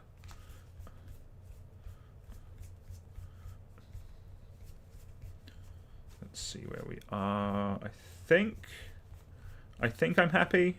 Bone Dragon is a cool one, but I think Junji's a bit cooler. Okay, cool. Yeah, I like that. So we're going to do Sir Conrad and Junji. This is just here as a big top-end demon. It's a dragon, I know, but big top-end demons are just solid. It's going to do work. It'll kill people. Games have magic have to end, and Sir Conrad will do that. It opens the door for us doing some... Like, we do have... That's the thing. With Sir Conrad, we do have, like, Bloodghast. We do have Tenacious Underdog. We have Forsaken Miner. Like, that with Zulaport Cutthroat. So we trigger when we drain them. We trigger against a Conrad when we bring it back into deck. Like, that's a deck. That's solid. I'm kind of here for that. So let's get these 2 in. I'm happy with these 2. All right. Moving on to 6+. We need 1 6 and 1 7. The 7 can be an 8 if it's in as a reanimated target, basically. It's kind of the way of thinking about it. Like, if you've, for those who've listened to the, or with the set skeleton, I'll add some notes to it, but like we did go over it during the episode where we reviewed it, where basically you can break the set skeleton if there's a reason to. If you have a reason to break it, then crack on. Like, the one I used, I think, was if you need more artifacts in your artifact deck, it's fine to add more. Or if you need more artifacts to make a deck, like an artifact deck work, it's fine to remove some like sorcery speed effects and add some artifacts instead. If you don't like planeswalkers, or in this cube, we don't have any planeswalkers, so therefore we're going to remove the planeswalker and give us a flex slot somewhere else. That is a reason to break the set skeleton. Again, above my head and link in the show notes below. A reason to not break the set skeleton is I have all these 4-drops that I want to cram in. That's not a reason. That's you are specifically breaking the set skeleton to make it fit what you want. I think that makes sense. Or it makes sense to me. It's a... If you can justify it, if there is a design choice why it makes sense to break the set skeleton, then do it. So again, we're not running planeswalkers, therefore it makes sense for us not to run. Therefore we have that slot. But just being like, yeah, I want to cram a bunch of 3-drops in. I can't bring myself to make a cut, therefore I'm not going to, isn't a reason, basically. It's... Gurmag Angle is a cool one. So currently, the two I've pulled out so far are Demon Lord Belzenlok and Noxious Gearhulk. They're both pretty vibey. We'll read them out in a sec once we've kind of gone through. I would like Texamok, but Texamok also cares about counters.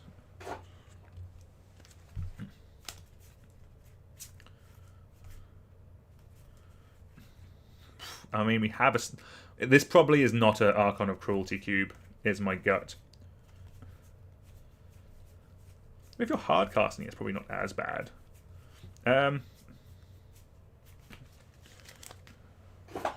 Right, let's see what we have.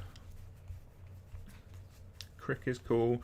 As I'm going through these, a lot of these care about like counters or that kind of stuff. Like, I'm not putting Butcher Malak because it's a bit of a miserable magic card.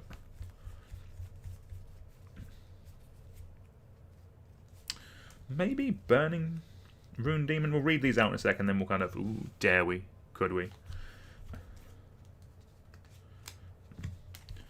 Let's see what we've got. I love Mortarion. I also love Hexmark Destroyer.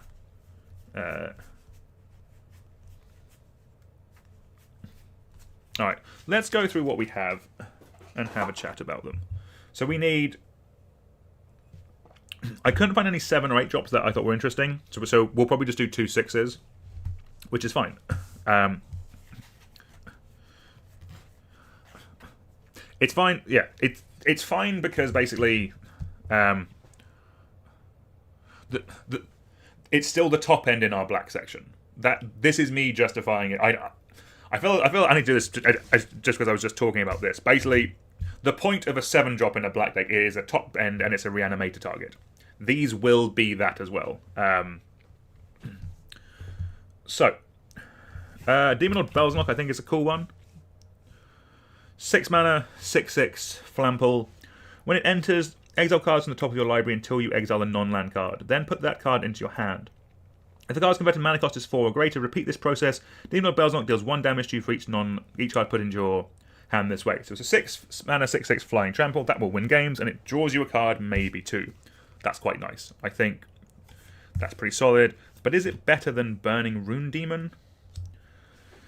When it's the battlefield, you may search your library for exactly 2 cards not named it, and have different names. If you do, reveal those cards. An opponent chooses one of them, put that chosen card into your hand and the other into your graveyard, then shuffle your library. That's kind of cool. I'm not sure I want tutors, though, is the only thing with this.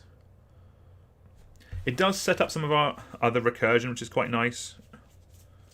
So potentially... I don't think we need both of these. They're both big flying demons. Maybe a tutor on a 6-drop is fine. I think that's okay. Let's... Burning Rune Demon can get in. So we have room for one more. Hexmark Destroyer or Noxious Gearhulk. Well, look at the trade binder, actually. Threw that down on the floor. Hexmark Destroyer, 6 mana, 6/6. It can't be blocked except by 6 or more creatures, and it has an earth for 4 black. I think this is one of actually the best things that, like, a budget cube can... Like, if you're really struggling for budget, or you're doing, like, a peasant cube, one of the best top ends. If you're doing any kind of, like, black creature reanimating stuff, I think it is really good. Just throwing things around. From power level point of view, probably not going to get there for this cube, so I think we're going to Noxious Gearhulk. I think that's fine as our top end. So let's review our creatures. So we should end up with 24 here. So from the top, we have Noxious Gearhulk,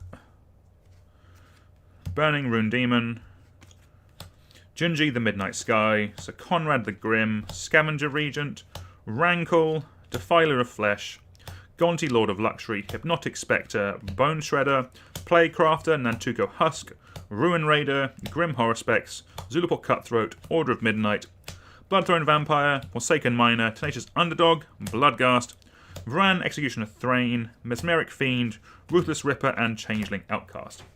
Cool, so we're kind of... going into this, we were kind of supporting the kind of evasive deck a little bit. We've continued to support that. I'm happy with that. Like Changing Outcast, Ruthless Ripper, Order of Midnight, Bone Shredder, Hypnotic Spectre, Rankle, they'll all do well there, and these two top end as well. They will all do well there. We've also kind of added a bit of an aristocratic package with Vran, again, Bloodgust, Nature's Underdog, Forsaken Miner will get in there, Bloodthrone Vampire, Zulaport Cutthroat, Nantuko Husk. These ones all die as well, so yeah, we've kind of got a decent support for a aristocratic type thing in there as well. And and we have a control deck. Like, some of these cards will, like, Ruthless Ripper will go in a control deck, Mesmeric Fiend, control deck. Order of Midnight will get a key creature back. Grim Horror Specs gives us a bit of card advantage. Plaguecrafter, Bone Shredder, Hypnotic Spectre. Gonti, control deck. Rankle, control deck. Scavenger Regent has a board wipe on it, control deck, and is a top end finisher. And so Conrad leaves us open to a bit of combo as well. So I think that's okay. Comment from chat, I don't think you really need Nantuko Husk and its 2-mana cousin.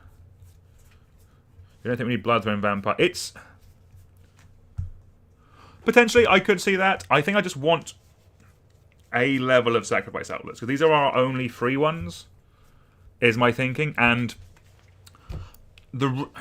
so my justification for this is this is going to be a 360 cube, but it isn't one that's probably going to be drafted with 8 players all the time. For me, a bar cube is you draft with the players who you have, and I think it's going to be somewhere between 4 and 6.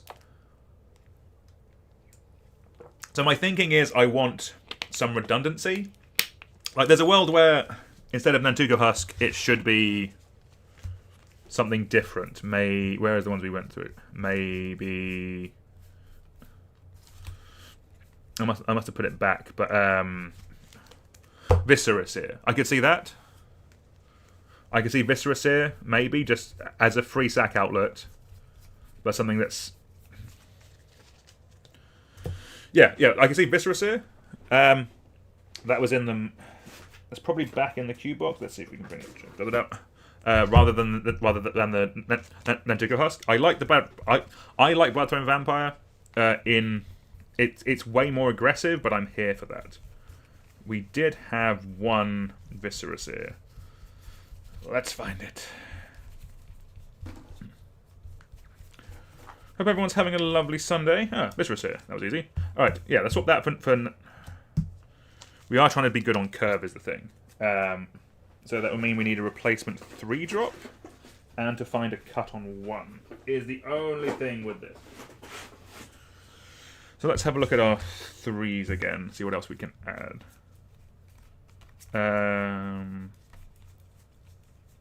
What 3s did we put to one side? Our 3s were quite bad, was the thing. Like, maybe it's just Vampire Nighthawk. Like, our 3s were a bit anemic. So let's swap that out. We'll add in Viscera. We do have a flex slot because we're not running a Planeswalker, so we could add Viscera as our 25th creature. I think we'll do that. So we're up 1 creature from the set skeleton, but that's because we're not running a Planeswalker. So our 1s become this Viscera, Changeling Outcast, Ruthless Ripper, Forsaken Miner. I think that works. And then we add Vampire Nighthawk as kind of a generic 3 that kind of control deck likes because it's got Death Touch and Lifelink, like the aggro-y ninja-y style of thing that we'll kind of get onto. We'll probably lean into some payoffs of that in Dimir, basically, when we get to multicolored. But I think that's pretty solid. Okay. I'm happy with that. But let's do our instants, sorceries, artifacts, and enchantments. So we've been kind of pulling out some cards as we've been going through. Let's pull out the instants. We know that we want... we need 8 instants. We know we want 4 of them to be removal. So let's pull out the ones that we pulled out. So similarly to what we were talking about last time, is we do want these to be all up and down the curve. I don't just want a wedge of 2-drop kill spells. I want effects all up and down the board. So we have them. We pulled out a lot of removal. I do want black instants to do other things. So we'll see what we've got here. All right.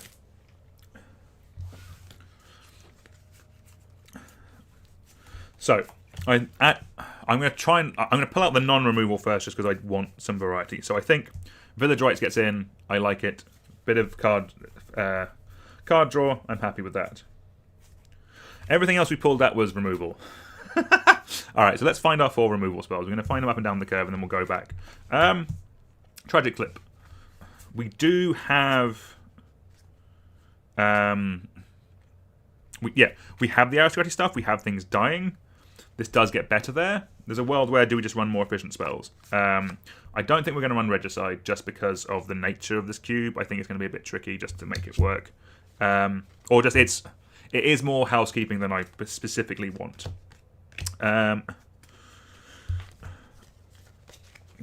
We're not currently doing the self-melee graveyard deck, so I don't think Dark Blast is getting in right now. Also, I don't think we can run 2 cards that only do -1/-1 up top. These are both kind of on the fence, as it were. In terms of our generically good ones, I think we can do Cut Down. That's going to answer a lot on the cube. We're probably doing Cast Down over Doomblade because it will hit more. We are going to do Grasp of Darkness, though, just because I like this card. And I want something for specifically the black X deck. So we've kind of got a 1-drop, a 2-drop. We have a 1-drop and 2 2-drop bits of interaction. I like either Drag the Underworld or Eat to Extinction. Eat to Extinction is 4 mana. Exile target creature card or Planeswalker. Look at the top card of your library. You may put that card into your graveyard. Bit of self-mill, 4 mana. Also exile, so it will get around a lot of... If we have any indestructible, it can get around that. Drag the Underworld is also interesting. 2 black. Destroy target creature. It costs X less, where X is your devotion to black. So, early game, it's not going to do anything. It's 4 mana. But late game, it will, in theory, be more mana efficient, which I quite like. I'm probably just going to eat to Extinction, just because I like the exile. So these are going to be our 4 bits of removal. We do need 2 more instants in black. So that will mean we need to dive back in. From a mana point of view, actually, let's touch on the sorceries first, and then we can kind of come back to that, because we're going to be efficient with going through the cube box now. We're not going to go through it multiple times. So we need 10 sorceries. So we need 2 bits removal and 2 hand attack. So for our hand attack, we have Inquisition of Kozilek and Duress. I'm happy with that. I think they're great. I think they're solid. Again, this isn't the most powerful level cube, but we are running like Lightning Bolt Counterspell. Duress is in that it's efficient and it will scale nicely to the power level of the cube. So those are our 2 hand attack. We need 8 more bits here. I like Unearth. It's going to go great with the decks that we're doing. Aristocrat deck likes it. Brings back a threat. Brings back a key creature. Most of them cost less than 3 mana. And the ones that are 4 are all nuts, and I'm fine it not hitting that. We're not going to do Cabal Therapy because we're not doing Ichorid stuff, and I'm going to cry internally inside. Bloodchief Thirst. Nice removal spell that can come up later in the game. Not as good, actually, because there's no Planeswalkers. I think that's still okay. Our second bit of sorcery removal. Okay? Let's talk about this. We're going to run Shriekmaw. But Shriekmaw's a creature. Doesn't matter. Go with me on this. Shriekmaw is 4 and a black for a 3/2 creature elemental with fear. That means it can't be blocked by artifact creatures, or no, it can't be blocked except by artifact creatures and or black creatures. When it enters the battlefield, destroy target non-artifact, non-black creature, and it has evoke for 1 and a black. This is where not you should be creative, but you should actually be thinking about the use case of the card. When I'm building a cube, I'm pretty positive on my cube Shriekmaw is listed as a sorcery. Because the use case, the majority of the time with this card is, the Evoke for 1 and a black. Evoke is you may cast this spell for its Evoke cost. If you do, it's sacrificed when it enters the battlefield. That is a sorcery speed effect. For me, the use case of this card, the majority of the time, is that Evoke cost. Like late game, yeah, it can be cast as a 5 mana 3/2 with that effect. But where it is efficient and where it is useful most of the time is going to be that Evoke cost. It lets you, like, we know that in our creature section, we have we have aristocratic cards, we have cards that care about things, about sacrificing things, we have cards that do stuff when things die, yeah? So we want a bit more synergy. We can fit it in by putting it on a card like Shriekmaw, which has Evoke. But where do you put it in? Like, Shriekmaw. Yeah, as a sorcery, as a sorcery Doomblade, it's okay. But when it triggers all the additional stuff, we get that additional synergy. But am I going to put it in my creature section, in my 5-drops, when I'm comparing it to Junji the Midnight Sky or Sir Conrad the Grim? If we were just doing it on this basis, we would not run Shriekmaw, because it's not as good as these cards. But when you're comparing it to a card like Bloodchief's Thirst, on top of everything else, the synergy, that's where it becomes a bit more playable. So we're going to have Shriekmaw. This is going to come under our sorcery speed 2 removal, because that's the use case of the card. That's how I think about it, and that's like we are breaking the set skeleton there, but with a good justification why, and I think that's a good reason to do it. All right. So we have 5 of our 10 sorceries. We have our 2-hand attack, we have our 2 removal. Now we just get the goodness. I'm going to add Night's Whisperer. I like card draw. I'm going to add Victimize as some recursion. We're going to 1, 2, 3, 4, 5, 6, 7. So we need 3 more.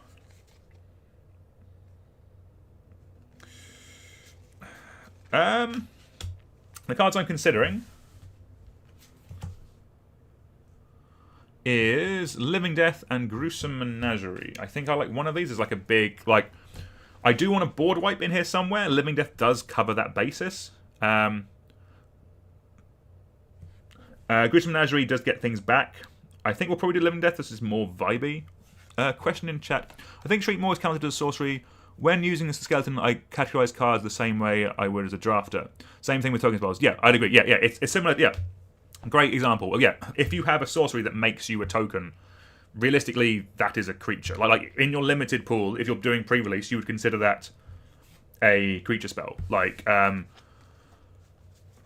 often like things like the enchantment Kiki Jiki. That comes in and makes a creature, so there's an argument that is a creature, not an enchantment. Like in terms of categorizing thing, it's a creature, not an enchantment. It's similar to like categorizing cards in Cube. Like Amazon's Pilgrim is a single green for a creature that comes in and taps to add a white. Where are you going to like Cube Cobra will automatically put that in the Selesnya section, but that's not a Selesnya card. It's the casting it's that's where kind of like the conversations between like Commander and like in Commander, sure, it's a Selesnya card because that's its color identity. It's limited to going into a Selesnya X deck. But in Cube, the mana spent to cast it is more important. So similar thing in terms of like finding out what color a card is. Like the mana spent to actually play the card and use the card. That's where you would categorize it. Similar thing with what we're talking about here in terms of Shriekmaw being a sorcery. So let's just review. Sorry, we need 10 sorceries. So we have Unearth. 2, 3, 4, 5, 6, 7, 8. I've realised that I can't read the card and count at the same time. I'm just not that smart, I guess. So we need some more sorcery. Let's see what else we have. We need 3 more. Or 2 more. Again. So our options. I think I like Dread Return. I mean, I always like Dread Return. I'm kind of here for it. Like Dread Return with Sir Conrad is really fun because it will trigger it 4 times.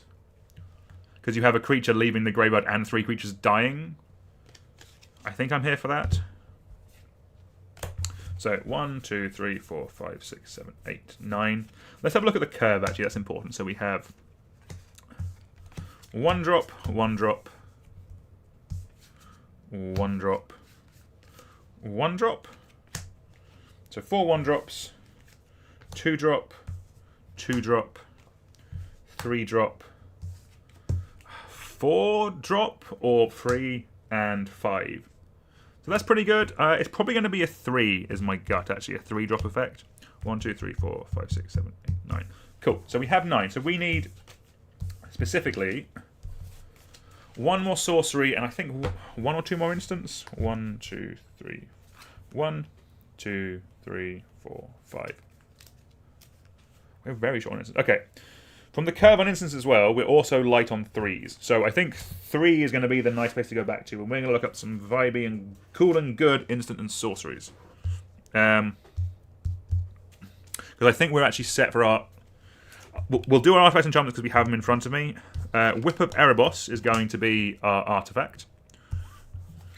Phyrexian Arena is going to be 1 enchantment. And I think Ripples of Undeath is going to be the second one. If we do have any self-money stuff, this is quite good. And I think I quite like it. Like, it's good with... Like, the recursive black creatures are good with recursive stuff as well. So I think I'm happy with that. So we have some synergy there. Like, it makes Unearth better. So we have that part. So specifically... 3 instants and 1 sorcery is what we're after. Marvellous. Let's go through black 3s. I think that's kind of where, on the curve, we were looking a bit light. I don't know. That's... There's a world where Infest... Again, we're light on board wipes. Maybe Infest gets in as a way of just keeping things under check. Good for the control deck. I think that's probably going to get in. That's one of our sorceries. Or that is our sorcery.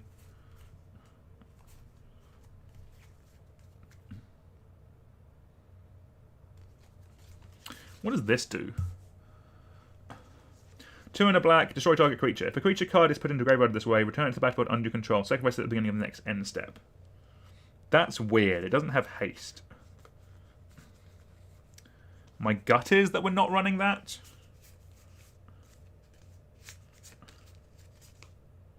Alright, let's keep going.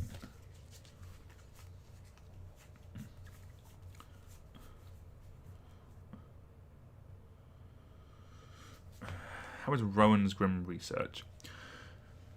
2 and a black, bargain. Sacrifice an artifact, enchantment, or token. Well, that's not getting in then. We don't have any tokens. Entreat the Dead. XX, black, black, black. Return X target cards from your graveyard to the battlefield. Miracle X, black, black. I like that. It's good. I'm just not sure. We already have Dread Return and Living Death.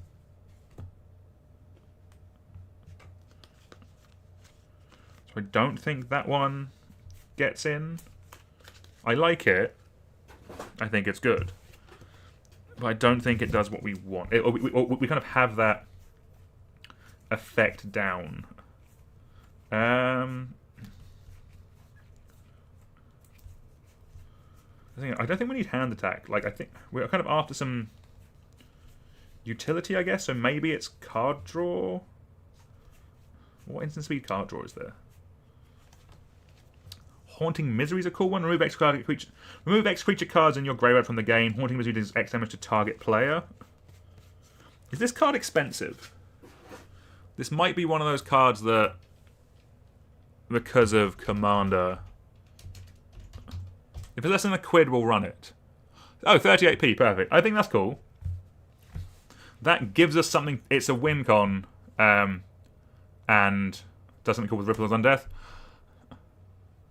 I reckon Miracle is too difficult to play while inebriated. Yes, very good point. A big part of this is, can I still function with these cards after a beer or two? 1, 2, 3, 4, 5, 6, 7, 9. So we do have 9. So it's Infest or Haunting Misery.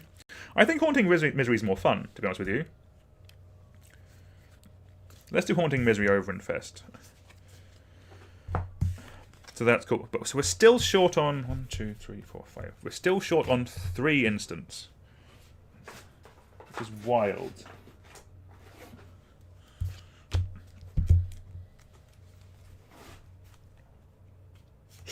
Okay, here's a cool one. Grim Return. 2 in a black. Instant. Choose target creature card in a graveyard that was put there from the battlefield this turn. Put that card onto the battlefield under your control. So if you have the mana, if you removal spell your opponent's creature, you can get it back. From the battlefield, though, if it was from anywhere, I'd like it more, because then it does stuff with Ripples of Undeath. I think I'm a bit desperate for 3 mana instants. We can do better. We will do better. It's when you realise your collection is just a bunch of the same cards with different art. I do like Reckless Spike to destroy 2 target non-black creatures, or you lose 5 life. It does mean your opponent has to have 2 non-black creatures, though, which is a little bit frustrating. Is it just another removal spell? Is that what we're doing?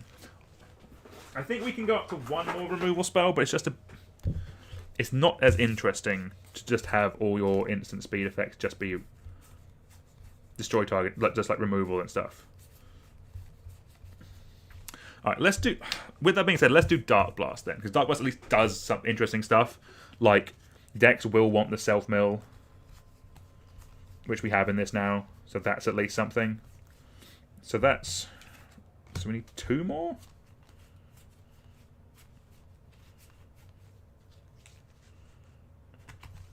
Do I just not have any black instants?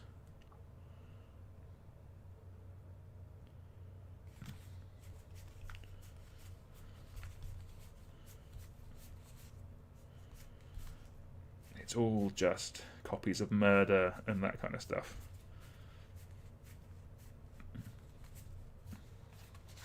What's in my regular cube? Let's look at that. Let's get some inspiration.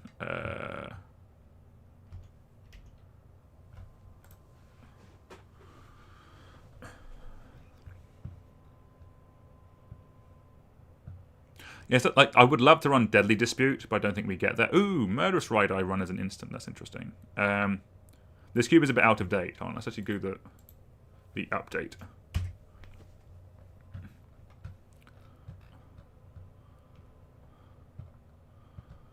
Debtor. That's the thing, we're not shallow graving. How many 1 toughness creatures? There's enough, I think. And also, yeah, we touched on you can do the dread, cast it on upkeep, dredge it back to your hand, cast it again on main phase 1, and you can remove a 2/2 and get all the value out of it. Dark Blast is a very I'm here for the utility of it. 1, 2, 4, 5, 6. 2 more. All right. To keep this train rolling.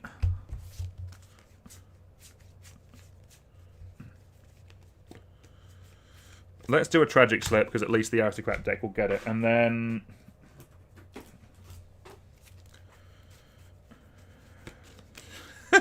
I'm just looking at Dark Ritual being like, well, you will do. Ooh, Misinformation is a vibey one.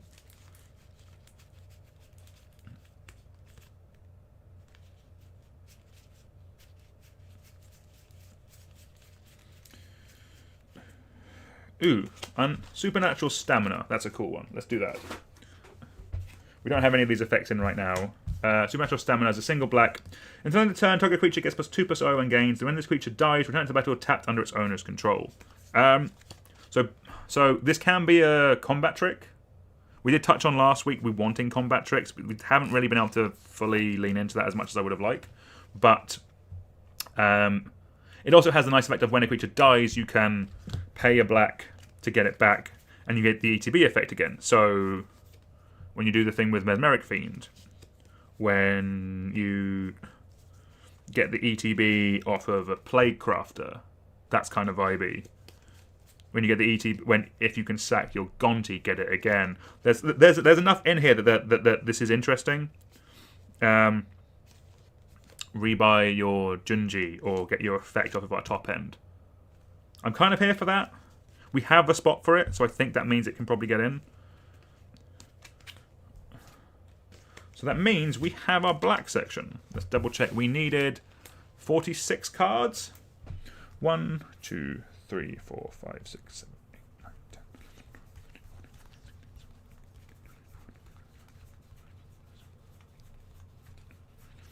6, 7, 8, 39, 40, 41, 42, 43, 44, 45, 46. Yes, I am really good at Magic the Gathering. Alright, I'm happy with that.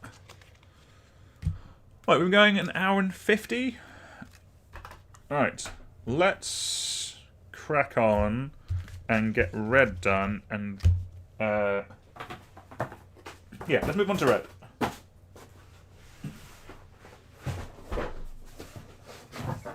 So, moving down to red. So, with red, well, you'll notice has more red 1-drop. It has more 1-drops than any other of the colours. Basically, if you think about what red is traditionally good at, it is aggro, curving out, turning some lads and lasses sideways, and beating down. It's the aggressive deck. That's the one we're probably going to be. That's where a bunch of red's power is going to be.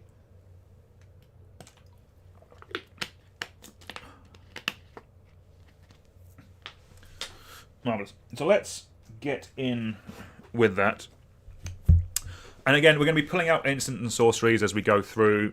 I need to be better at that, so we actually have them for when we get to the end of it. But a card like Shock is just going to be good. Like, it's not Lightning Bolt, but it's still great. A card like Monastery Swiftspear.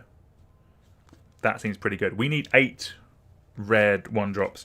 The main bit of feedback I have seen on the Cube Skeleton is that people generally think that 8 red 1-drops is a little high. For the majority of cubes, I think it's correct. The conversation is more when you get to more higher powered level cubes. Like, the higher the power level of a cube, the less red 1-drops you run, the more red 3-drops you run. Why can't I say that? I think that's a fair. I think that's a fair note. I think that like the PDF that's live now, I can make updates to. I might make. I'm going to add a little section to help use it and to help make some notes on it. But in the majority of cubes, I think running that many red 1-drops is correct, because in the majority of cubes, that is what red is best at. Also, things like Chain Lightning will add to one side. But yeah, the more powerful a cube is, the more you want the power level to be at 3. Like your Rabble Masters and the and all the and your Gut and your Broadside Bombardiers, that kind of stuff. They're all 3 mana. I literally had the need for a Firebolt for my main cube, and I just found 2. So, but yeah, for me, I think this is correct for the average cube that anyone is building. But again, we'll make some notes to help people out, make sure that everyone is good with it. Right, so we've found a Swiftspear so far, and we've found some good instant sorceries for us to play later. Ooh, Banefire is a sweet Magic card.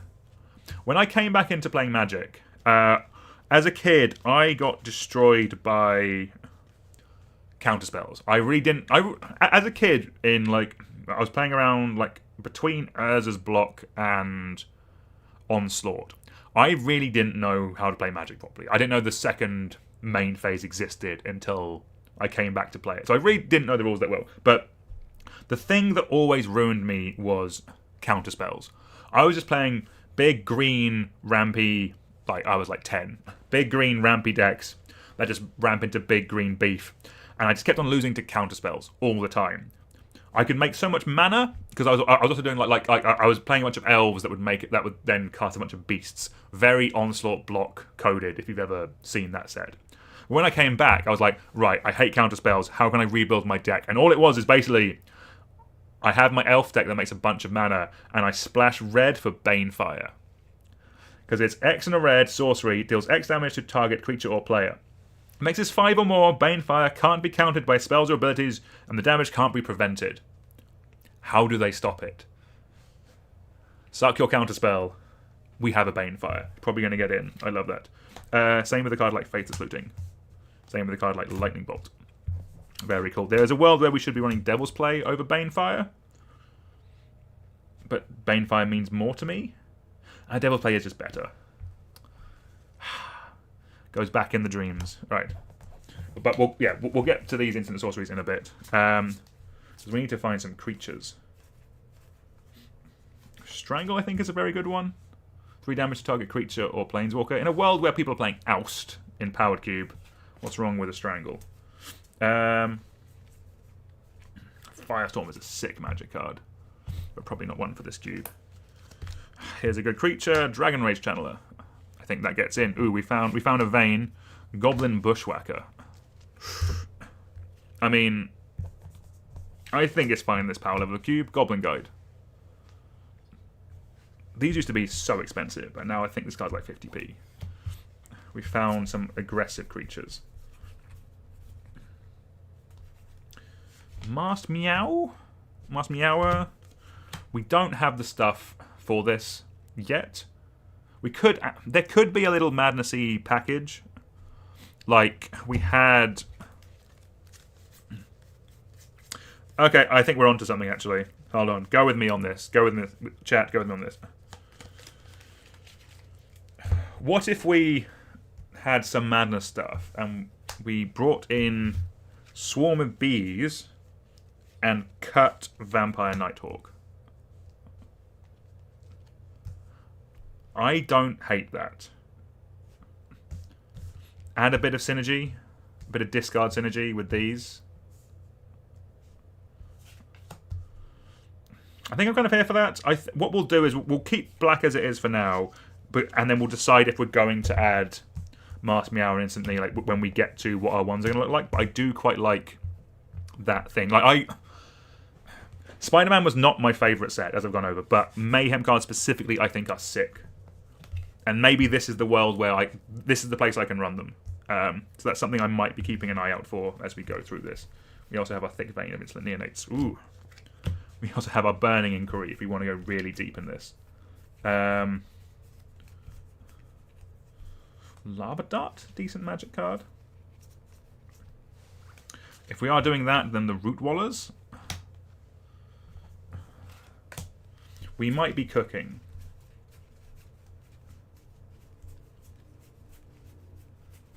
I'm going to be honest, this section is quite similar to like my unpowered Vintage Cube. In terms of cards that we're running. Right, we've gone through you. Alright, drink of water. I've been talking for 2 hours straight. We should take a break at some point, but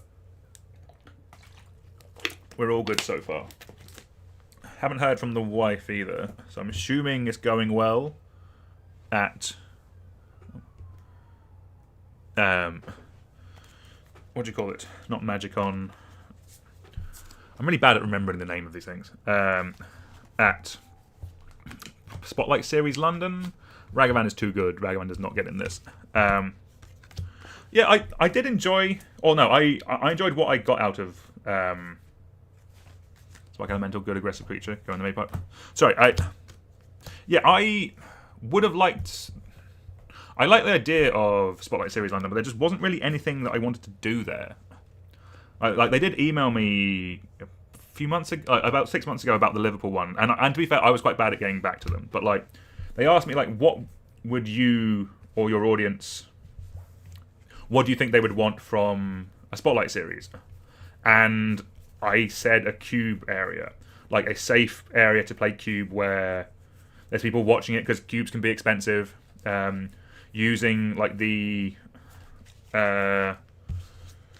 like Cube Cobra, like if anyone's ever been to a big Cube convention, like Cube Cobra have an app which is really good. Like you check in your cards in and out. I was like, use this, it's awesome. But it's not supported by Wizards, so maybe that's why they couldn't do it. But like, yeah, it's that's the thing. Because like for me, the point of like one of those big events thing, Unholy Heat is a very good card. The whole point of like what I got out of like GPs and stuff. Like, if it was a limited one, I might play the main event if I liked the format. But realistically, what I like to do at those things was go do some trades, which is what I did, but then also do like a chaos draft, like a proper chaos draft. Like, I know that they're harder to do nowadays just because the packs don't exist anymore. Like, that is just or they're just too expensive. Like that's just the world we live in now. Where just Reinforced Ronin is a great Magic card. That's probably going to get in. Same with Rabid Battery. I do quite like this. Okay, we have some bangers here. Don't worry. Yeah, it's. I would like. For me to go and enjoy like a big Magic event, I want an event. I want like because they're so expensive nowadays. I want events that I want to play in. Like I don't. If I wanted to do a limited draft, I could do that either on Arena or I could go to a game store and do it there. I don't feel the need. That's not like a selling point for like a Spotlight series, something like that, like at the XL. I want like cool limited environments, or I want Cube, and they just don't really have that nowadays, which is a bit of a shame. Like I like the idea of it, and like so many of my friends were there yesterday. Like I was there for a few hours yesterday, but it's like I'm not going to spend 3 days at one of them, and like I like playing Commander, but my not patience for it. Like Cube is my favorite format. That's why I'm here on a Sunday talking to you all about Cube. You know, I would like there to be more Cube events. Again, I need to, chat with. Hopefully, there will be another. What do you call it? Cube Clash coming up sometime soon. I should message those guys. They're awesome. Hopefully they do something again soon. All right, back on topic. We have 8 red 1-drops to find. Let's go through the just bangers that are just going to get in. Monastery's Mentor. Monastery Swiftspear even. Great. Single red, Prowess Haste. It's just going to be good and aggressive. We're going to have a bunch of instant sorceries. The way the numbers work out, like especially like you've seen with our blue already, we have a very good amount of instant sorceries. We're going to have the same in red. Swiftspear will just work very well. This is the power level of Cube where Goblin Guide I think is fine. If I'm honest with you, I think Goblin Guide is going to get in. There was a period of time where just like this was the best aggressive creature. We are past that by quite a number of years, but in this power level I think it's good. Goblin Bushwhacker I like. It's a good mana sink if you're going wide. Again, we don't have tokens, but we're going to have a swathe of cheap creatures. It's going to do nice work. Single red, 1/1, with kicker for a red. When it enters the battlefield, if it was kicked, creatures you control get +1 per so and gain haste until end of turn. So it's 2 mana, 2/1 haste that buffs your whole board. That's solid. Dragon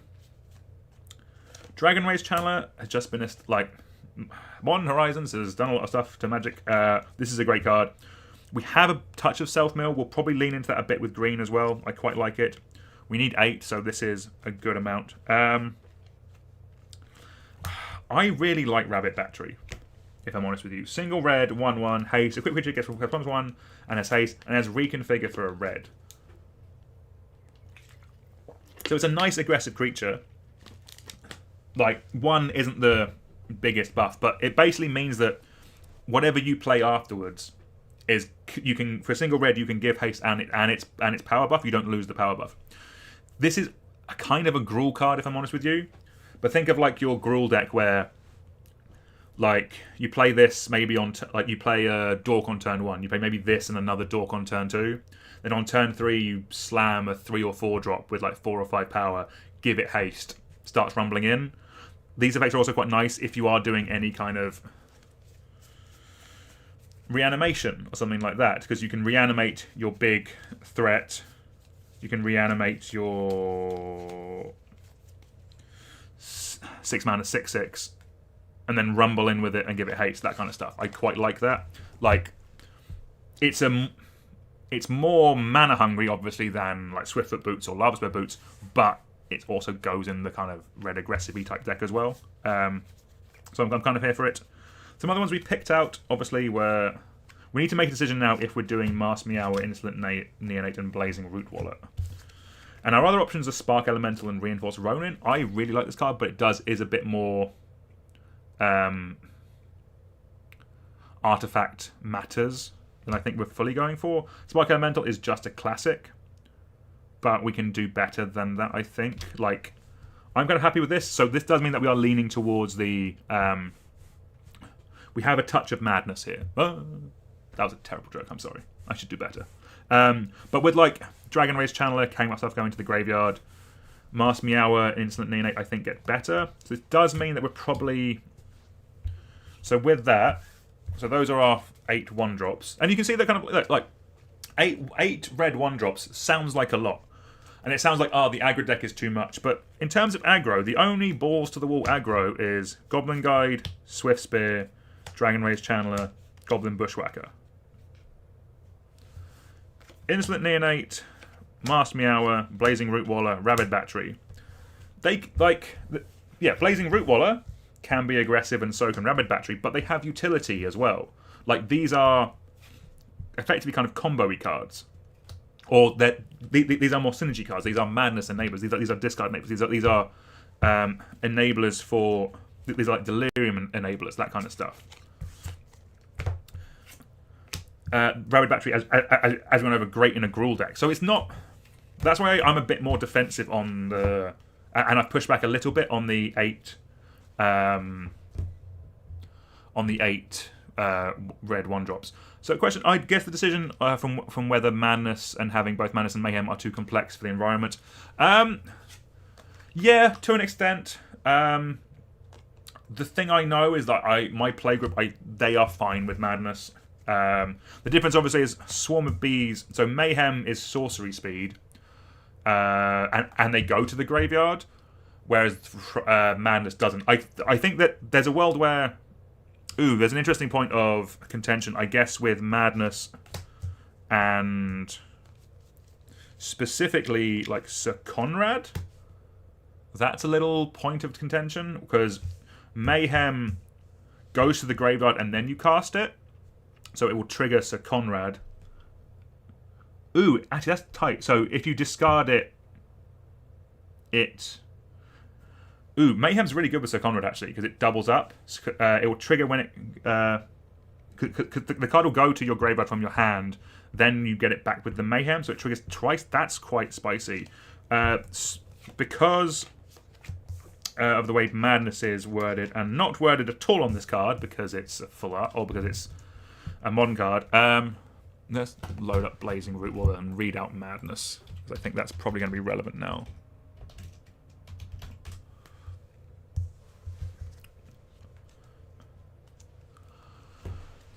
So Madness is, if you discard this card, discard it into exile. When you do, cast it for its Madness cost, or put it into your graveyard. So that is a solid point. So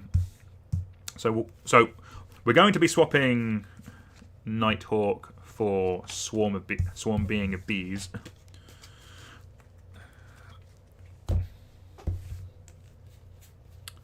The conversation on Blazing Rootwaller... Yeah, from a rules point of view... Blazing Rootwaller doesn't work as well with specifically Sir Conrad and that kind of stuff. The one thing is, though, is that Blazing Rootwaller, I'm a mark for Blazing Rootwaller. That's the issue. I'm going to keep it in for now. I could see a world where it should be, if we're doing a discard thing, where maybe it should be Reinforced Ronin. The one thing is, with these kind of Madness Mayhem decks, is that the free ones are so important. I'm going to keep this to the side. If we find any more... If there's any more cases, like specifically Sir Conrad, where it becomes a bit of a rules quagmire, then I think it's a conversation for cutting it. The main thing is that I will play this in every format I can, and that is very much a me problem. And I will take, like... This is me choosing a battle. This is me choosing my hill to die on. If my playgroup get confused by it, then that's on me. I will have that. I will own that. But yeah, I do say, like, yeah, for simplicity's sake and keeping rules simple, I could see cutting Blazing Rootwaller for something like Reinforced Ronin or other Mayhem cards. I think when we get to some of the more expensive ones, like picking Mayhem over madness, I think we'll probably come into it a bit more. But let's move on to 2. We need 7 red 2-drops. So let's start looking. And again, we're going to pull out some instant sorceries as we do. Stuff like Twin Bolt, I think, is quite nice. Solid card. I've never seen this Sarkhan before. Marvellous. Right, let's keep going. I do like Sekenzen Smelter, but it requires us to have... Ooh, we could do Punishing Fire stuff. There's the Gruul Land that has a nice little combo with this. That could be quite fun. That could be quite too good, but I'm intrigued by that. Is it Grove of the Burn Willows that combos with? Harsh Mentor's a vibe. Whenever an opponent activates an ability of an artifact, creature, or land on the battlefield, if it isn't a mana ability, it deals 2 damage to that player. Don't hate that. And I have a bunch of these, so that can go there. Where are we going? Ooh, Heartfire Immolator is a cool one. 1 on a red, prowess. Sack it. Pay a red and sack it. It deals damage equal to its power to target creature or planeswalker. I quite like that card. It's going to go in the maybe pile. Arc Trail, the decent sorcery will come back to you. Same with Magma Jet and Lightning Strike. How many burn spells do we need? Lots. Marvellous. Ooh, Magmatic Channel is fun. 1 on a red, 1/3. As long as there are 4 more instant and sorcery cards in your graveyard, gets +3/+1. You can tap and discard a card, exile the top 2 cards of your library, then choose one of them. You may play that card this turn. Nice bit of card selection, and also it's a discard effect, so hooray. We'll go in the maybe pile for the time being. See what else we've got. That is a lovely Eidolon of the Great Revel, and I can't bring myself to play it unsleeved. Kiln Fiend is a vibe. I feel we need a better version of that card, though. But it's the thing of, like, yeah, because we can't do Young Pyromancer effects because of the no tokens in this cube, a card like Kiln Fiend becomes more interesting, but I think the issue is just Kiln Fiend is just power crept too much for this power level of cube, so probably not getting in, unfortunately. Let's see what we've got. We can do the pingers, though, like a card like stuff like Firebrand Archer. This is a way of keeping the Spellslinger style deck, but without needing tokens. So that can go in the maybe pile. We can see if we can find a better version of that. Ooh.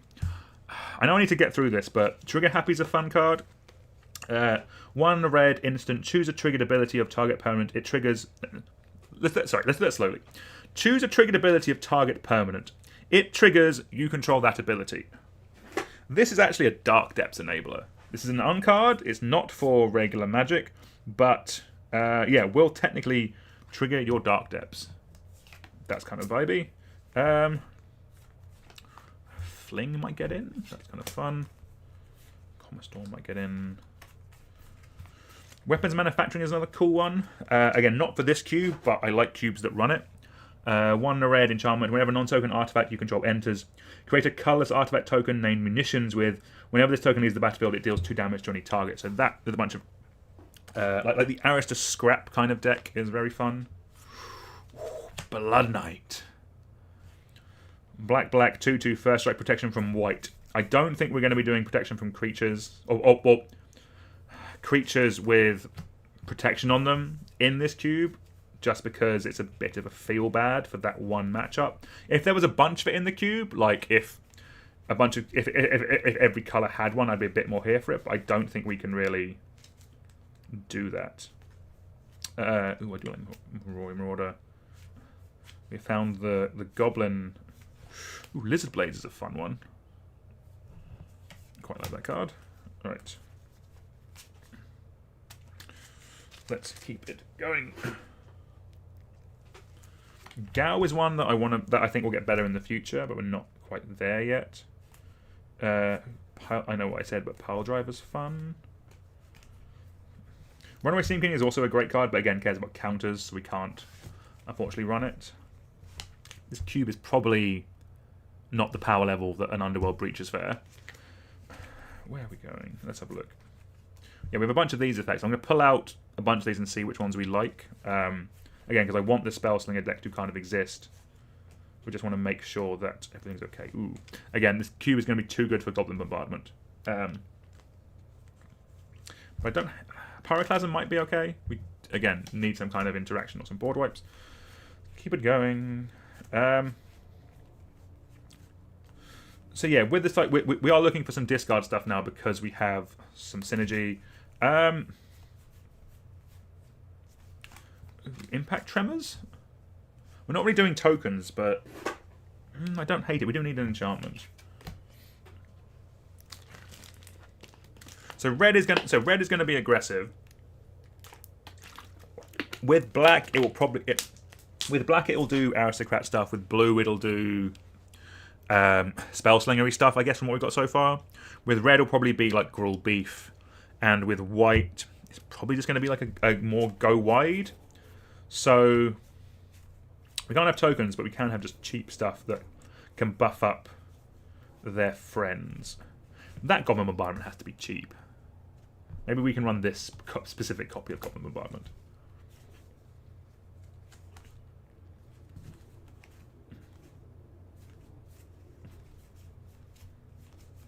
Right. Yeah, the Spellslinger stuff is always a solid thing to do in a cube. I find it struggles with higher power level cubes just because people take your... In like powered cube, is it Spellslingers is very difficult because people take your spells. People take your cantrips. People want to be in blue is the issue a lot of the time. So it's hard to, like, it's hard to find the right time to move into that deck because it's kind of a thing of like, oh, do I take my enabler or do I have to... What do I take, basically? Like, because everyone's taking all the good blue cards, so just ending up with it, is it spells deck is quite tricky. But in this, where the colours are a bit more balanced, I think it should come together a bit better. Counters, that's tricky. We need we have a decent amount. Ooh, Kedris is a fun one, but not for this format. There's a world where we could... I'm seeing so many copies of bloody Kiln Fiend. Let's keep going. Krark? Is this a bit much? 2 mana, 2/2. Whenever you cast an instant sorcery spell, flip a coin. If you lose the flip, return that spell to its owner's hand. If you win the flip, copy that spell. It's technically doing things with spells, which I don't super hate. It might be a bit too niche. Bloodbraid Marauder is a cool one as well. 3/1, can't block. Delirium, it has Cascade if you have Delirium, which is fun.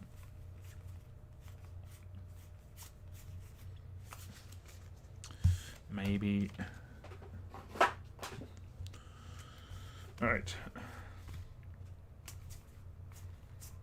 So I would like to add a card like Earthshaker Kenra, but again, it comes back as a token, so that one doesn't really work, unfortunately. Museum Mortis is going to be a decent board wipe, so we like that.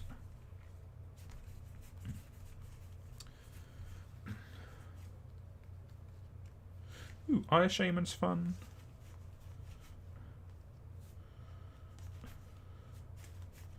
Let's go through that. It's going to be a proxy. Yes, marvellous. Alright, I think we're getting there a little bit. We have plenty of options we can kind of review in a moment. We have another one there. So yeah, we have plenty of those spellslingery cards, but we'll review them all and pick the ones that we like. Because we don't need a ridiculous... Ooh, that is an actual good magic card. Glad we found that one. Braid's just solid. Okay. Target Minotaur could actually get in. Alright, let's review. So, we need 7 red 2-drops. So we know we know we're after some Spellslinger stuff, so let's pull these out first. So, these are the pingers, these are like the other Spellslinger payoffs.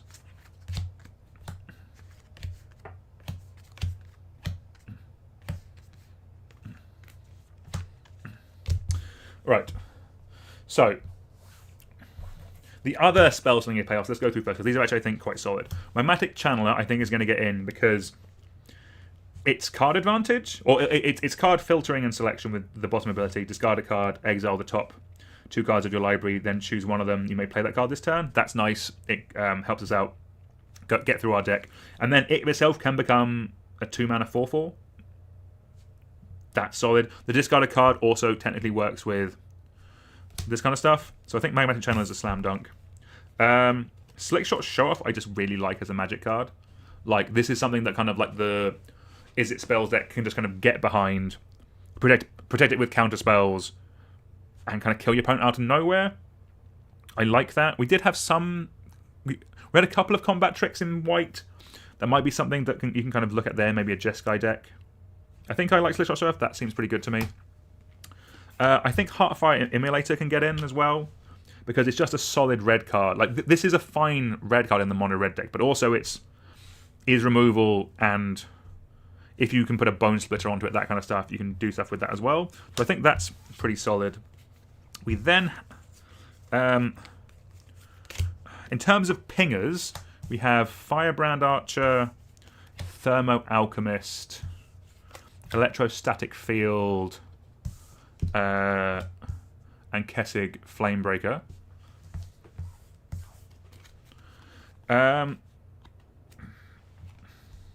So I think Thermal Alchemist is not getting in just because having to remember to untap it, I will forget.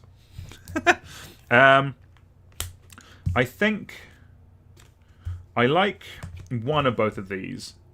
I like this for the slower deck.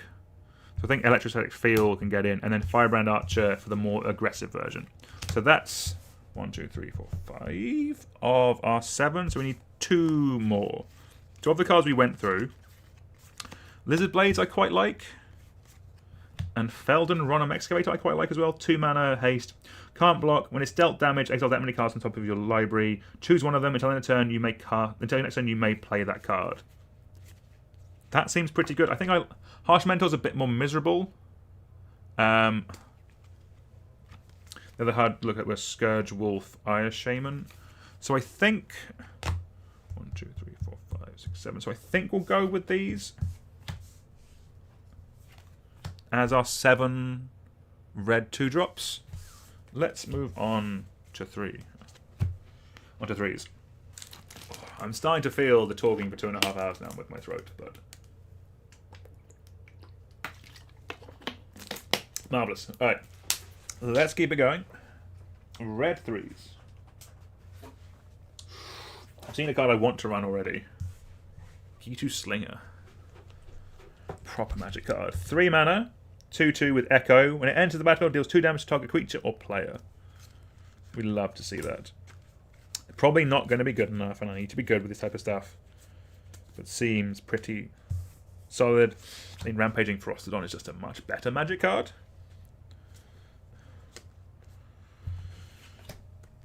Sulfuric Vortex. Extremely good. And we do have a Gutter Snipe. I think Gutter Snipe gets in.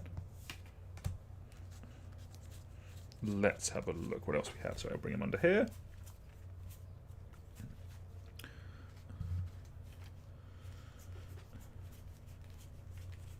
Marvellous. I don't think we're going to be doing any combos with Dualcaster Mage. But it's quite a fun one. We only need 3, so we'll kind of not churn through these, but you don't need to dilly-dally too much. There's a world where if we're doing Gutter Snipe, maybe we don't need as many, but I think we're okay.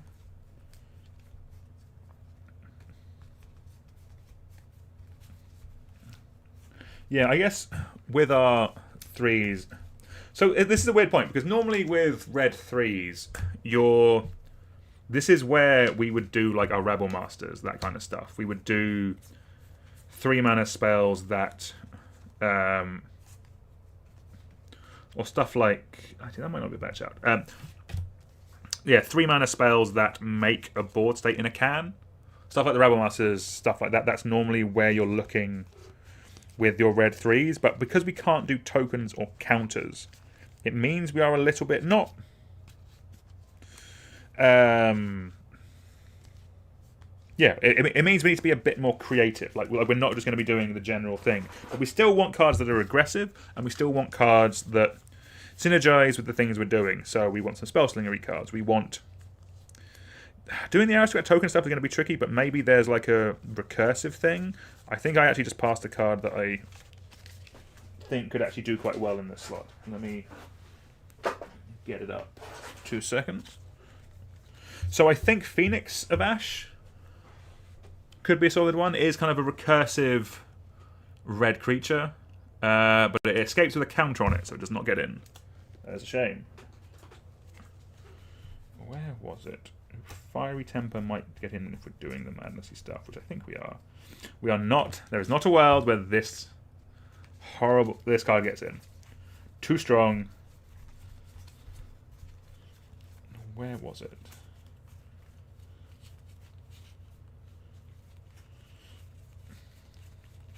Yeah, the building this cube is an interesting style of thing because we don't have the effects that we would normally would. We can't run things like counters. Like where'd it go? So we can't run a card like Laelia, staple in a red aggressive deck because it cares about counters. We can't run Seasoned Pyromancer again because it creates token creatures. This is the one I was looking at. Alesha, though, might be more of the vibe because Alesha, who smiles at death, it can kind of go. It's a token maker. It's a token maker adjacent card in that it's a 3-mana 3/2 with first strike. That when it attacks, you can pay hybrid Orzhov. If you do, return target creature card with power 2 less on your graveyard to the battlefield tapped and attacking. So it fills that slot that we're after of getting things back from the bin. Like it will put things on the board. Sorry, that's kind of what we're after. So I think that's pretty good. So we only need 3. I also pulled out Tersa Lightshatter. Haste, 3-mana haste, 3/3. When it enters, discard up to 2 cards, then draw that many cards. And whenever it attacks, if there are 7 or more cards in your graveyard, exile a card at random. Whenever you might cast that card this turn. That's kind of nice with some of the stuff that we're doing. I think with that, we only need 3. We do have a bit of flex because we have a Planeswalker we're not using. But I think these 2, plus, I'm going to say Gutter Snipe, I think is nice. Like, we're hitting madnessy, discardy stuff with black, along with aristocratic stuff and token stuff. Like, this can go in the white deck as well. Also in the Boros deck and do some stuff. And then we have a spell payoff. Spell payoff. I think I like that as our 3 red 3-drops. Let's move on to 4s. I've been pulling out some instant sorceries as we go. We have stuff like this that we'll go over. Like we have a board wipe in Mizzium Mortars. We have some card selection and light up the stage. Wincon with Insult to Injury. I don't think they make a token. And a nice damage double is quite fun. Let's move on to 4s.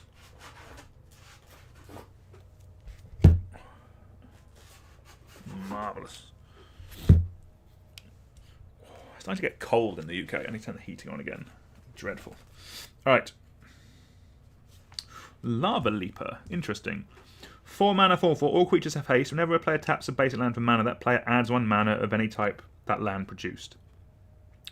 Is this good? It's an interesting card that I've not got to play with yet, so I'm kind of... I know what Anger does.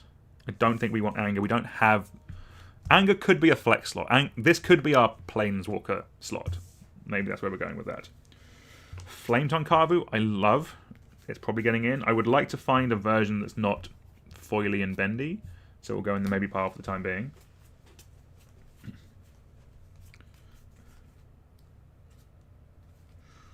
Ooh, Aspiring Champ. Ooh, we've hit our polymorph vein. These are all a lot of fun. I don't think... Can we do polymorph stuff? I don't think we're going to have the room. Like a card like Firefly Squad, for example. We would have needed to add more to blue, but 4 mana, 4/3 haste. When it attacks, you may exile another attacking creature you control. If you do, reveal cards on the top of your library until you reveal a creature card. Put the card on the battlefield, tap and attacking. Like, this kind of stuff is quite fun, but we haven't had enough setup with it in our blue, so I don't think we're going to get that for today. There's a regular copy of Lava Leaper. We'll keep the card that we just talked about on screen for the time being, I guess.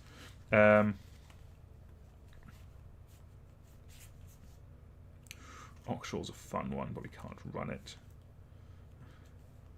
This card is randomly really expensive. It's the color shifted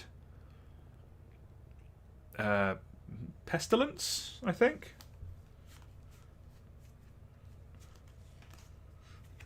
I mean, Torbrand's pretty good. So is Ogre Battle Driver.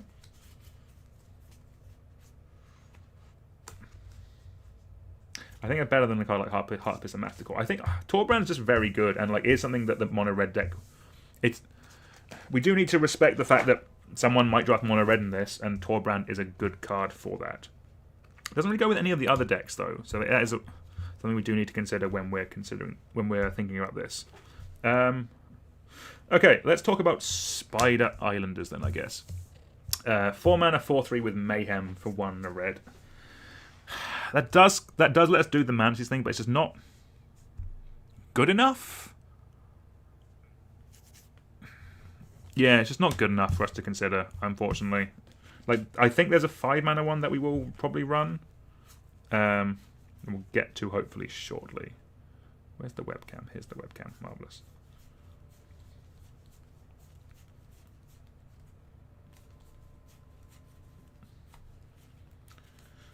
Marvelous.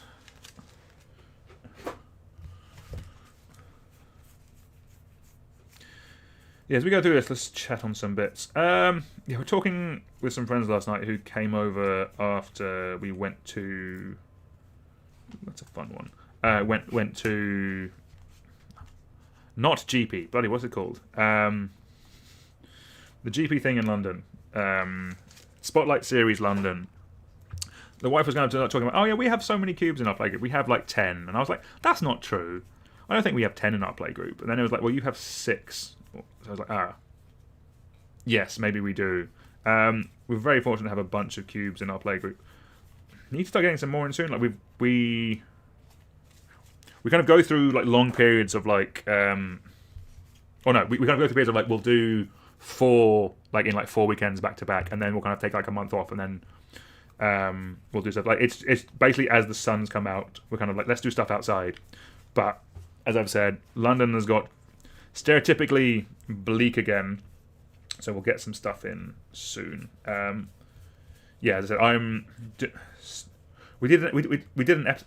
I really like this card actually. It's very cool, but we're not doing Planeswalkers. Yeah, I obviously I did a big update. Or we did an episode about a month or 2 ago about me updating my main cube. Part of the main thing yesterday was getting a bunch of the cards that I actually need to make it work. So I'm almost at a point now where I've actually made those changes, which will be nice. Because we've only drafted my main cube like once in the past, maybe like 4 or 5 months. Like it was Christmas, I think was the last time we did it. We've drafted like all of our other cubes a lot since then, and they've all been a lot of fun, and I've really enjoyed them. But there's something about your first love, your first cube that you want to get back to, so I'm looking forward to drafting that really soon. Alright, we have some goodness at 4s. Flame Tunkaru, I don't think I need to justify. I think it just gets in because of how good it is. Rampaging Raptor, I really like this card. 4 mana, 4/4, trample, haste, 2 in a red, it deals... 2 in a red, it gets +2% on the turn, and whenever it deals combat damage to an opponent, it deals that much damage to target Planeswalker that player controls, or battle that player... maybe that's less good now I'm actually reading it. Like, if I'm honest with you, I like the 4 mana, 4/4 trample, haste that can buff itself. Do we need the... It's probably still good enough without the Planeswalker text, if I'm honest with you. But basically, this is just really good in a Gruul deck. Ramp to this, beat them in the face. I'm kind of still here for it, even with the Planeswalker part. Because otherwise, we're looking at either Ogre, Battle Driver, or Torbrand, and we only get room for one of these. My gut is Torbrand, because Ogre Battle Driver is more of a tokeny style payoff. Still fine if you can if it like weaponizes your 1/1s. But I think probably Torbrand just has a bit more upside, and like I do like the idea of a mono red deck existing in this. So I think these are our 4 or 3. Sorry, these are our 3 red 3-drops. We also get 3 5-drops. So let's go through those. Again, we have our wedge of instant sorceries that we've been collecting to one side.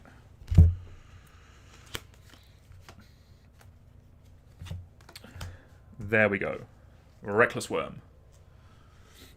5 mana, 4/4, trample with madness for 3. If we are doing anything madness in here, then I think we need to consider it. We might, if I think I do have the Mayhem version that I might put in because it does do stuff with Sir Conrad. Zealous Conscripts, always just fun. Like, we're not doing any combo stuff with it, but just there's a little bit of flicker in here, so just a nice way of interacting with our opponents. Dark Dwellers is a cool card. I don't think it gets in. I do need to keep an eye out on instant and sorceries, like Chandra's Ignition maybe can get in.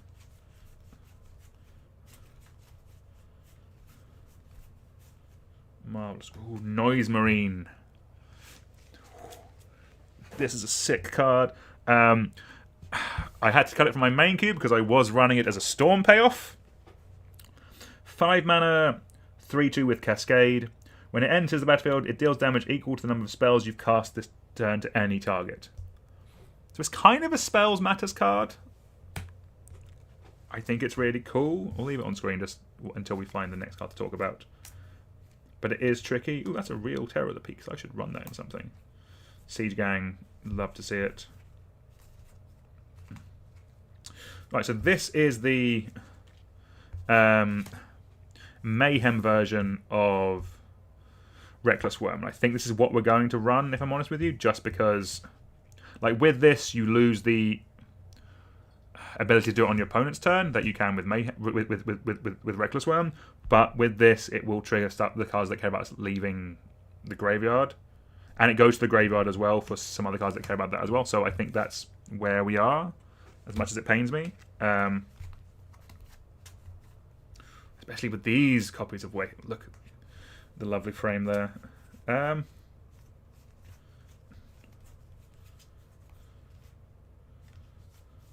Ooh, actually, if we, I do really. Oh, that's a lovely Reckless one as well. Then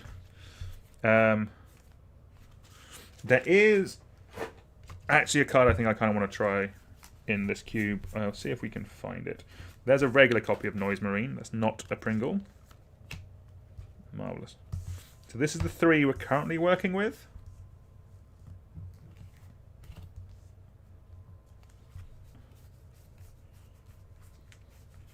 As we kind of come to the end of red 5s. I don't hate Curse of Bloodletting. Maybe that might be a bit greedy. Ooh, what's the Pauper one? Does anyone know that? The Pauper curse that like adds additional damage to everything you do to them. That could be quite good. I think that's cheaper as well.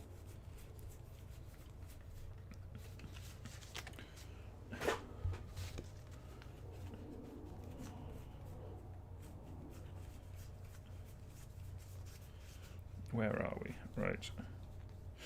It's that card, but I don't want to run it the Phyrexian version. Oh, that's irritating. Is that the only one I have? This one is quite... I like this card. I can't entirely remember what it does. It's kind of like a... You draw an additional card and your opponent...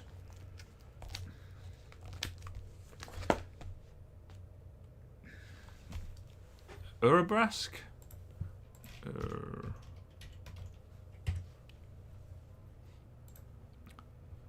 This is it. At the beginning of your upkeep, exile the top card of your library. You may play it this turn. At the beginning of your owner's upkeep, the next time they would draw a card this turn, instead they exile the top card of their library instead, they may play it this turn. So it's kind of it. I remember it being really, like, actually quite good and quite solid, but not good enough to stay in my powered cube. Or my unpowered cube, but I can't be asked running. Okay. If I'm not playing tokens, we're not playing a card we have to Google. So with that, I think these are going to be our 3 5-drops. Zealous Conscripts, Noise Marine, and Raging Goblinoids. So with this, I think it does mean that we do need a bit of beef. Like, we need a 6-mana, like, we need like a dragon, I think, in the top end for this. So I'm looking at myself down there, which is not the... There's the camera. Hello, everyone. Hope you're all having a good afternoon. So yeah, Spellsy, payoff. In theory, Sacrificey, payoff. Steal their thing, hit them with it, sack it. And then Mayhemy, Madnessy, cards leaving zones, payoff. Alright. We have 1 6-drop.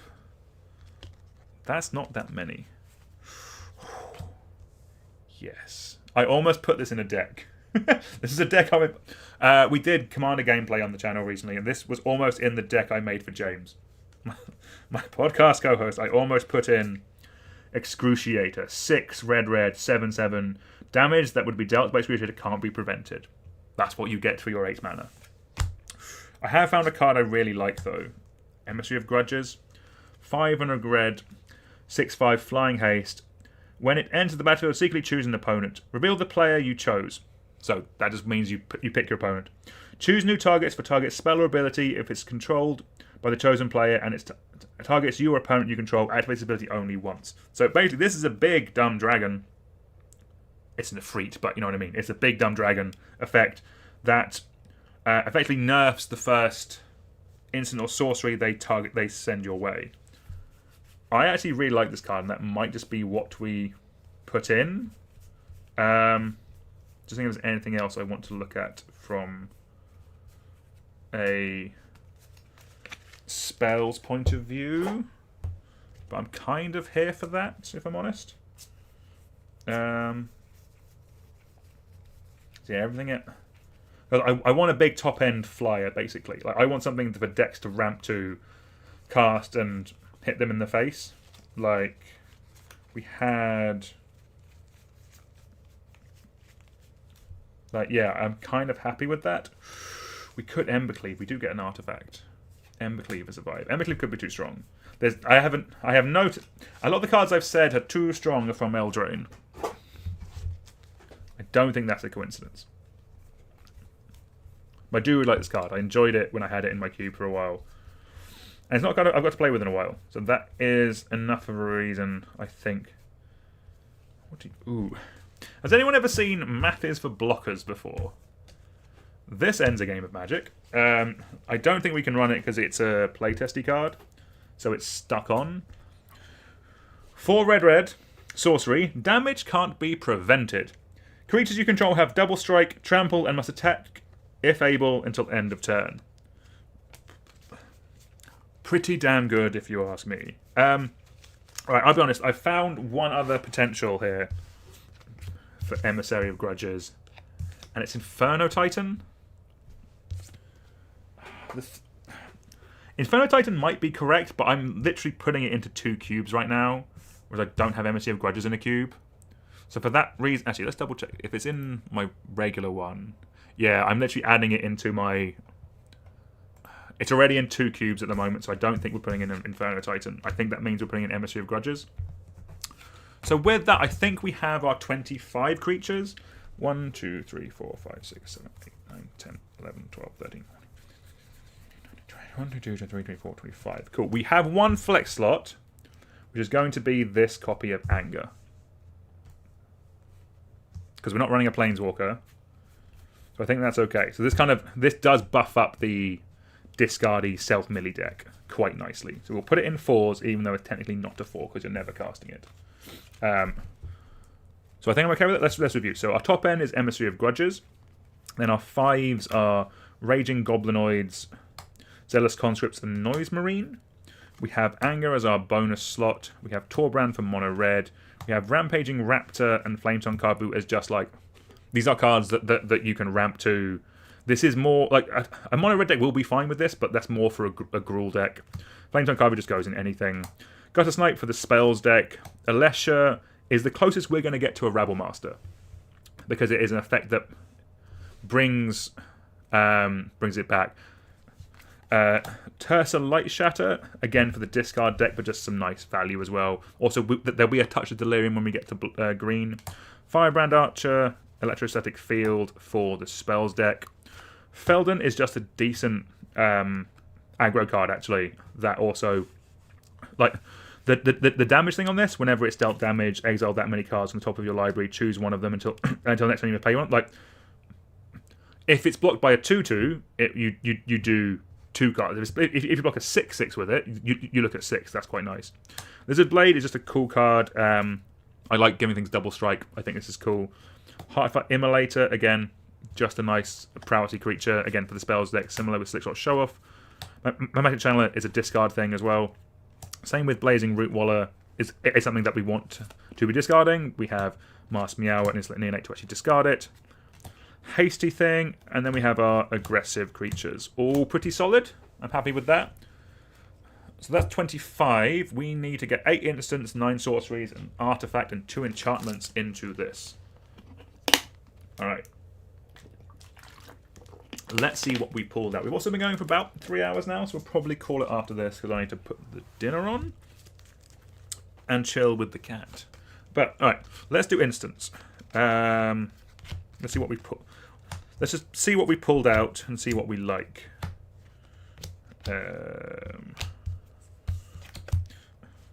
So we'll talk about these as we actually get to them. I'm just putting them, sorting the cards first.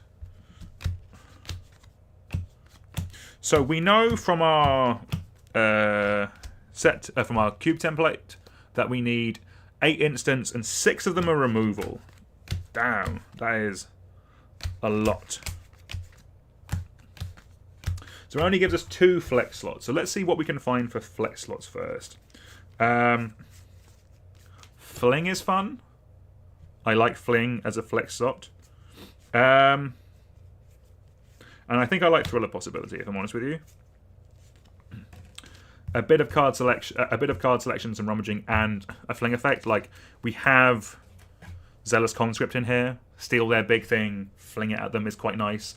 Like, this won't come up anywhere near as much, but I think Fling is fun. I think cubes with Fling are a bit more fun. So that's important. All right, so we need 6 instants, 6 removal spells.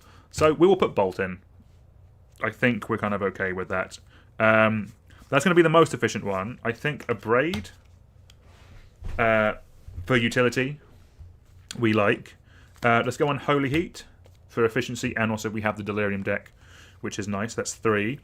We're going to add Punishing Fire, because we're going to add Grove of the Burn Willows. That's a nice little combo. Let's get up Grove of the Burn Willows to explain it. I wasn't actually planning on getting up cards. That's why the layout is a bit funky, so apologies for that. But the rules are on screen anyway. That is awful. I do apologise. Oh, there we go. That works. All right. Grove of the Burn... so, Punishing Fire is 1 red for an instant. Punishing Fire deals 2 damage to target creature or player. Whenever an opponent gains life, you may pay a red. If you do, return Punishing Fire from your graveyard to your hand. Grove of the Burn Willows is a land that taps for a red, or it taps for a red or green to your taps for red or green, and each opponent gains a life. So what you can kind of do with this is, if you're doing this to burn out your opponent, it's not very efficient. But if you're doing this to control the board, it's quite good, because you can pay a red to give your opponent a life. You can then pay that red to get Punishing Fire back to your hand. You can then spend 2 mana to deal 2 damage to one of their blockers. That is then repeatable. That is quite good. It's not the most efficient. Like, it's not as efficient as Lightning Bolt, but it's interesting. And interesting is important when you're building a cube. So we have 4. We need... put you here. We need 2 more.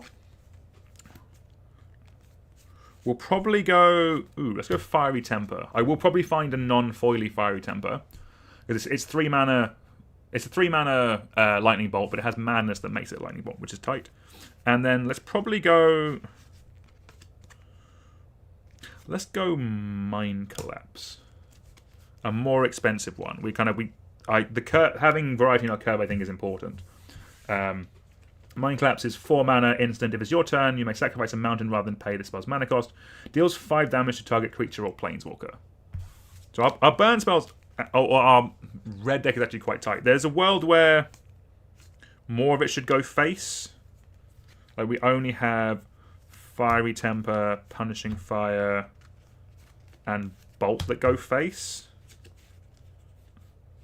That's not the biggest amount. But maybe we can look at that in our sorceries. Like we still get 4 removal spells in our sorcery section, so that's very fun. So those are our instants to begin with. Also, curve-wise, we have 1, 2, and 4. It's okay. So we need 9 sorceries, 4 removal, 2 rummage. So rummage, Faithless Looting, and probably Romantic Rendezvous. 2 mana, discard a card, draw 2 cards. There's a world where it should be Burning Inquiry, but that's a bit too miserable, I think. Oh, actually, I think maybe rather than Romantic Rendezvous, I think we go Highway Robbery. I think this is just better, actually. The plot is quite nice. You can do stuff with it where, like, you can plot our Slickshot Show Off and this, and then cast. Sorry, I just smacked the camera. But yeah, these 2 are good. Those are going to be our 2 rummage effects. So we need 4 removal, and then we have some flexibility. So let's do Nahiri's Warcrafting. I quite like this card. As long as it doesn't do any stuff with tokens. 1 red. Deals 5 damage to target creature or planeswalker or battle. Look at the top X cards of your library where X is the excess damage dealt this way. You may exile one of those cards, put the rest on the bottom of your library in a random order. You may play the exiled card this turn. Nice bit of selection there. Like it's doing something extra. It's 3 mana, but it's probably killing something, and then we get a bit of extra extra value out of it as well. We're going to do Chain Lightning because it's just efficient, and we're going to do Firebolt because it has the flashback cost. So that, again, we could, in theory, discard this if we wanted to for something to get it later, or more likely than not, we're just going to cast it twice. We need 1 more removal spell. I think we go... So let's have a look from a mana value point of view. We have 1, 1, 1, 2, 3. So we're going to go 2 or 4, I think.